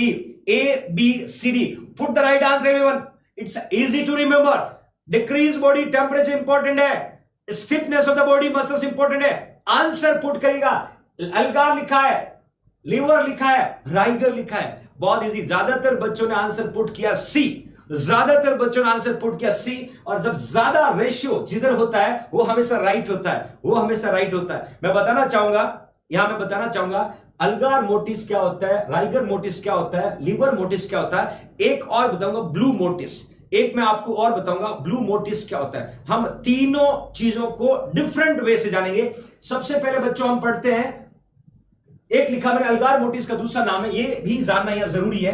ये जानना क्यों जरूरी है, अल्गार मोटिस को हम क्या बोलते हैं, पोस्टमार्टम कूलिंग। ध्यान से देखना, postmortem cooling, body cool about 1.5 to 1.5 Fahrenheit per hour until reaching to the ambient। देखिए बच्चों, एम्बिएंट का मीनिंग होता है रूम टेम्परेचर। एम्बिएंट का मीनिंग होगा रूम टेम्परेचर। ध्यान से देखना, आपकी बॉडी का टेम्परेचर देखिए, यहां पर पढ़िए, ह्यूमन जो बॉडी है उसका टेम्परेचर 37 डिग्री सेल्सियस होगा या 98.6 डिग्री फ़ारेनहाइट होगा। ये सभी को पता है। वही हम बात करें रूम टेम्परेचर, जिसका दूसरा नाम क्या बताया बच्चों? एम्बिएंट टेम्परेचर, जिसका दूसरा नाम क्या? Ambient temperature. और ये नॉर्मली कितना होगा? 24 डिग्री सेल्सियस। नॉर्मल कितना होगा? 24 डिग्री सेल्सियस। अब देखना, अब क्या होता है, जैसी पेशेंट की डेथ होगी तो आपका हाइपोथैलेमस काम करना बंद कर दिया। जब हाइपोथैलेमस काम करना बंद कर दिया तो टेम्परेचर रेगुलेट नहीं आएगा, तो टेम्परेचर क्या होने लगेगा? फॉल होने लगेगा। बट फॉल कितना होगा? रूम के टेम्परेचर तक फॉल होगा। फॉल कितना होगा? रूम के टेम्परेचर तक फॉल होगा। उसके बाद रूम के टेम्परेचर इक्वल हो जाएगा तो फॉल नहीं होगा। तो क्वेश्चन क्या है कि डेथ होने के बाद बॉडी टेम्परेचर का डिक्रीज होना। नॉर्मल बॉडी कितना था? 37, और डिक्रीज कहां तक होगा? रूम के टेम्परेचर तक। इस प्रोसेस को क्या कहेंगे? अल्गार मोटिस। इस प्रोसेस को क्या कहेंगे बच्चों? अल्गार मोटिस। Got it everyone? दूसरा, स्पीड पूछेंगे तो 1.5 डिग्री फ़ारेनहाइट पर आवर के हिसाब से डिक्रीज होता है। 1.5 डिग्री फ़ारेनहाइट पर आवर के हिसाब से बॉडी का टेम्परेचर क्या होगा बच्चों? बॉडी का टेम्परेचर जो है वो डिक्रीज होगा। Got it everyone? Okay fine. बहुत इंपॉर्टेंट टर्म्स है। अब बात आती है दूसरे टर्म्स की। ये कहता है राइगर मोटिस। ये भी कॉम्पिटिटिव एग्जाम का क्वेश्चन है। राइगर मोटिस, देखिए बच्चों, मैंने यहां राइगर मोटिस पुट किया, ध्यान से देखना। 2 क्वेश्चन बताऊंगा यहां पर। Rigor, stiffness of body joint and muscles, मतलब क्या होता है? डेथ होने के बाद बॉडी क्या हो जाती है? स्टिफ हो जाती है। हाथ सीधे है तो सीधे रहेंगे, हाथ मुड़े तो मुड़े रहेंगे। तो स्टिफनेस ऑफ बॉडी मसल्स को क्या बोलते हैं? Rigor mortise of the body few hour after death, usually lasting 1 से 4 दिन तक स्टिफनेस होता है। मतलब डेथ होने के कुछ आवर्स के बाद स्टार्ट होता है। पुष्पा मेरा welcome to JNC exclusive fan, thank you my dear. देखना बच्चों, 1 to 4 डेज, डेथ होने के 1 to 4 डेज तक स्टिफनेस होता है। क्वेश्चन क्या आएगा कि राइगर मोटिस स्टार्ट कहां से होता है? आपको आंसर लिखना है ऑर्बिकुलस ओक्यूलाई। बहुत शानदार तरीके से आपको बताता हूं। हम डेथ होते तो सबसे पहले क्या करते हैं? डेथ होते तो क्या करते हैं? आईज को क्लोज करते हैं। पिक्चरों में देखा होगा, सीरियल में देखा होगा, आईज को क्लोज करते हैं। तो हम आईलिड की बात करें, ध्यान से देखना, यदि हम आईलिड की बात करें तो आईलिड में 2 मसल्स होती है। एक का नाम है ऑर्बिकुलरिस ओक्यूलाई, और एक होता है लिवोटर पैल्पेब्रे सुपीरियरिस। लिवोटर पैल्पेब्रे सुपीरियरिस, ये 2 मसल्स है। और ये दोनों मसल्स किसकी? आईलिड की। किसकी मसल्स है बच्चों? Eyelid does have 2 muscles. आपके जो आईलिड है, आईलिड आपकी बॉडी की सबसे थिन स्किन होती है, पतला स्किन। क्वेश्चन आता है thinnest skin of human body, तो आंसर क्या लिखना? आईलिड। याद रखना, आईलिड की एक मसल्स का नाम है ऑर्बिकुलरिस ओक्यूलाई। ये डेथ होने के बाद सबसे पहले, यस अनामिका, बिल्कुल सबसे पहले स्टिफ होने वाली जो मसल से बच्चा, उसको हम क्या बोलते हैं? उसका नाम है ऑर्बिकुलरिस ओक्यूलाई। ये कॉम्पिटिटिव एग्जाम का क्वेश्चन है। और सबसे पहले राइगर मोटिस स्टार्ट कहां से होता है? आपको लिखना होगा मसल्स ऑफ द आई। कहां से स्टार्ट होता है बच्चों? मसल ऑफ आई। बिल्कुल, बहुत बढ़िया, शानदार कॉन्ट्रीब्यूशन। डेथ के बाद सबसे पहले कौन सी मसल स्टिफ होती है? तो आपको आंसर लिखना होगा बच्चों यहां पर orbicularis oculi. Got it everyone? तो एक तो था अलगा। देखिए एबीसीडी में ए पहले आता है तो बॉडी टेम्परेचर पहले डिक्रीज होता है, आर बाद में आता है तो स्टिफनेस बाद में स्टार्ट होता है। दोनों चीजें यहां पर क्लियर करना है। पहला मैंने क्लियरली बताया था, बिल्कुल उर्मिला। पहला आपको बॉडी का टेम्परेचर कम हो रहा है, दूसरे मैंने आपको बताया स्टिफनेस हो रहा है। 2 राइगर आपने यहां पर पढ़ा। नेक्स्ट हम चलते हैं थर्ड की ओर। थर्ड में मैंने लिखा लिवर मोटिस, जिसका नाम है हाइपोस्टेसिस। देखिए लिवर मोटिस को हाइपोस्टेसिस बोलते हैं। ब्लूइश कलर ऑफ डेथ जो है, या इलेक्ट्रिकल बर्न की वजह से हो सकता है। ब्लूइश कलर ऑफ डेथ, जिसको लिवर मोटिस बोलते हैं। और एक बच्चा होता है पैलर मोटिस, जिसको पेलनेस ऑफ डेथ बोलते हैं। और पेलनेस ऑफ डेथ का कॉज होता है lack of blood supply. Lack of blood supply. और ये 4 तरह के मोटिस होता है, याद रखना। लिवर मोटिस, जिसका दूसरा नाम है hypostasis, bluish colour of death, pallor mortis को बोलते हैं पेलनेस ऑफ द डेथ, जिसका कॉज क्या है? लैक ऑफ ब्लड सप्लाई, जिसका कॉज क्या है? Lack of blood supply. Got it everyone? 4 things we will remember. 4 चीजें हमने यहां पर देखा है। पहला देखा अल्गार मोटिस, दूसरा लिवर मोटिस, दूसरा राइगर मोटिस, तीसरा लिवर मोटिस, चौथा पैलर मोटिस। अब इनमें से एक क्वेश्चन दिल्ली एम्स में आएगा, 2020 नॉर्थ सेट में आएगा, तो नेवर फॉरगेट क्वेश्चन अल्गार और यहां पर राइगर इंपॉर्टेंट। अल्गार में ए पहले आता है, तो याद रखना पहले बॉडी का टेम्परेचर डिक्रीज होता है, आर बाद में आता है। याद रखना मसल जो है बाद में स्टिफ होता है, 2 things will be remember for coming exam. Okay fine, हम नेक्स्ट एमसीक्यू की तरफ चलते हैं। Okay fine, we will go for further MCQ. यहां पर आपने देखा कि मोटिस में राइगर मोटिस क्या है, अल्गार मोटिस क्या है। नेक्स्ट से क्वेश्चन है वेरिएशन। ये भी एक टाइप्स ऑफ फीवर का क्वेश्चन मैं आपको यहां पर बताना चाहूंगा, जिसमें कॉम्पिटिटिव एग्जाम में पूछा जाता है। ओके फाइन, मैं डायरेक्टली पूरी स्लाइड को पुट कर देता हूं और आपको साथ में समझा देता हूं क्वेश्चन क्या बनता है, वो भी आपको बता देता हूं, ताकि कॉम्पिटिटिव एग्जाम में आप लोग फाइट करने में आपको मदद मिले। Okay fine, I will show the 2 और 3 टाइप्स। यहां पर आपको ध्यान से पढ़ना होगा। 2 और 3 टाइप्स मेनली जो फीवर के हम यहां डिस्कस करेंगे बच्चों। क्वेश्चन क्या कहता है? वेरिएशन ऑफ मोर देन 2, देखिए more than 2 degree, variation of more than 2 degree morning और evening, but does not reach to the normal. मतलब क्या है? आपके टेम्परेचर में my loving future nursing officer, आपके बॉडी टेम्परेचर में वेरिएशन आ रहा है 2 डिग्री से ज्यादा मॉर्निंग और इवनिंग में, but does not come to the normal. Question को समझना, मॉर्निंग और इवनिंग में but does not come to the normal, मतलब नॉर्मल नहीं आ रहा है। जैसे आपका बॉडी की टेम्परेचर नॉर्मली 98.6 फ़ारेनहीट है, तो ये बढ़ करके 98 से क्या हो जाएगा? 101 डिग्री फ़ारेनहीट हो गया। और इवनिंग में भी देखा जाए तो ये इससे बढ़ा हुआ रहेगा, मतलब मॉर्निंग और इवनिंग के टेम्परेचर में देखा जाए तो इसका वेरिएशन जो है मोर देन 2 डिग्री, ये याद रखना मोर देन 2 डिग्री है बिटवीन इवनिंग और morning, but does not come to the normal. ये क्वेश्चन कॉम्पिटिटिव एग्जाम का है, इसको हम रिमिटेंट फीवर बोलते हैं। क्या बोलते हैं? रिमिटेंट फीवर का मतलब क्या होता है? My loving future nursing officer, मतलब मॉर्निंग और इवनिंग का जो बॉडी टेम्परेचर है that will more than 2 degree does not come to the normal, that is a remittent fever. इसको वेरी इंपॉर्टेंट लिखना है, वेरी इंपॉर्टेंट लिखना है, रिमिटेंट फीवर। दूसरा क्वेश्चन यहां पर इंपॉर्टेंट है। दूसरा क्या लिखा है? कांस्टेंट और continuous fever, the temperature variation not more than 2 degree. ये फर्क आपको याद रखना है, रिमिटेंट का मतलब 2 डिग्री से ज्यादा, और कांस्टेंट का मतलब 2 डिग्री से ज्यादा नहीं। कांस्टेंट का मतलब 2 डिग्री से ज्यादा नहीं, not more than the 2 degree between morning और evening, but does not normal for a period of day और वीक। दोनों में फर्क समझना बच्चों।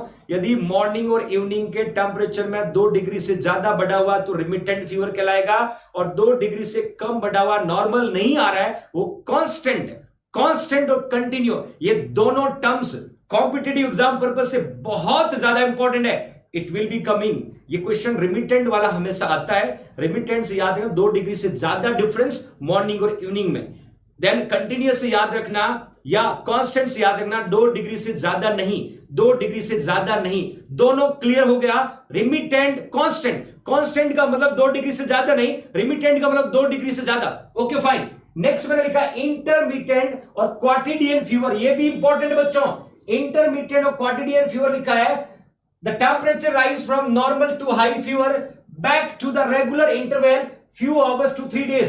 मैंने एग्जांपल लिखा सेप्टिसीमिया। देखिए इंटरमिटेंट का मतलब याद रखना बच्चों इंटरवल, और ये इंटरमिटेंट फीवर सेप्टिसीमिया में होता है, और हम बोल सकते हैं मलेरिया में भी होता है। और याद रखना मलेरिया जो है ये पैरासाइटिक इंफेक्शन है, गॉट इट एवरीवन? यहां पे लिखा है यदि पेशेंट का टेम्परेचर जो है वो राइज होगा नॉर्मल से ज्यादा, वापस आने में कुछ घंटों से लेके कुछ दिनों तक का टाइम लेता है। नॉर्मल आने में कुछ घंटों से कुछ दिनों दिन का टाइम लगता है, तो 3 टर्म्स पुट है। यदि फीवर जो है पर डे पर डे आता है और ठीक हो जाता है, ये प्लाज्मोडियम फाल्सिफेरम।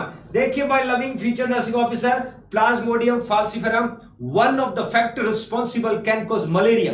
ये मलेरिया का कॉज है, और यदि पेशेंट को प्लाज्मोडियम फाल्सिफेरम की वजह से मलेरिया हुआ है तो उस पेशेंट को हर दिन फीवर आएगा, फीवर उतरेगा, हर दिन फीवर आएगा, फीवर उतरेगा। वहीं टर्टियन का मतलब लिखा है फीवर स्पाइक अल्टरनेट डे, एक दिन छोड़ के एक दिन बुखार आना, एक दिन छोड़ के एक दिन बुखार आना। और वहीं क्वार्टन्स का मतलब होता है fever spike every third day, हर 3 दिन के बाद बुखार आना, हर 3 दिन के बाद बुखार आना। My loving future nursing officer, ये किस होता है? Plasmodium malariae. देखिए plasmodium one of the parasite are responsible can cause that is a malaria.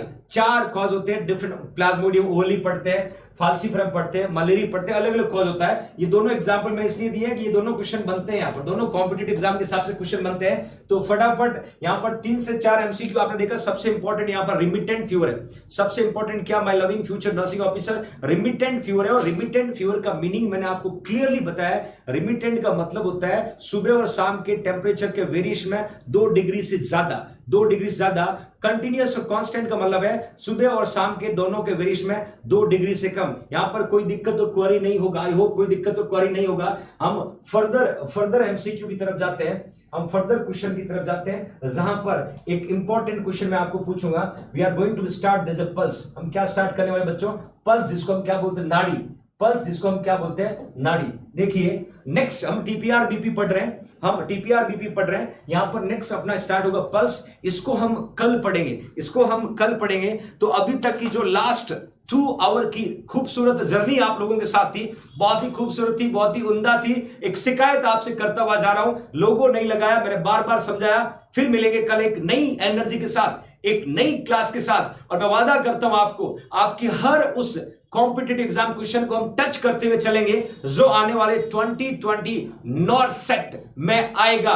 क्योंकि ये जिद आपकी भी है और ये जिद JINC की भी है। हमें सिलेक्शन चाहिए और उस सिलेक्शन तक जाने के लिए जितनी भी मेहनत, जितना भी संघर्ष हमें करना पड़े, हम उसको जरूर करेंगे। आप लोग क्लियरली देख रहे होंगे कि आपका परिवार, आपकी टीम JNC लगातार हार्डवर्क के साथ एक से बढ़ के एक नई चीजों को लेकर आपके सामने आ रहा है। वक्त कम बचा है, क्वांटिटेटिव स्टडी हम करेंगे, क्वालिटेटिव स्टडी हम करेंगे, तो सिलेक्शन होना पक्का है, सिलेक्शन होना तय है। बिल्कुल स्ट्रेस नहीं लेना, आपका परिवार खड़ा आपके साथ, JNC आपके साथ है। माइंड को फ्री रखना, रिलैक्स होके पढ़ना, और कल सुबह ठीक 9 बजे एक और नए टॉपिक के साथ फिर मुलाकात होगी। तब तक के लिए जय हिंद, जय भारत।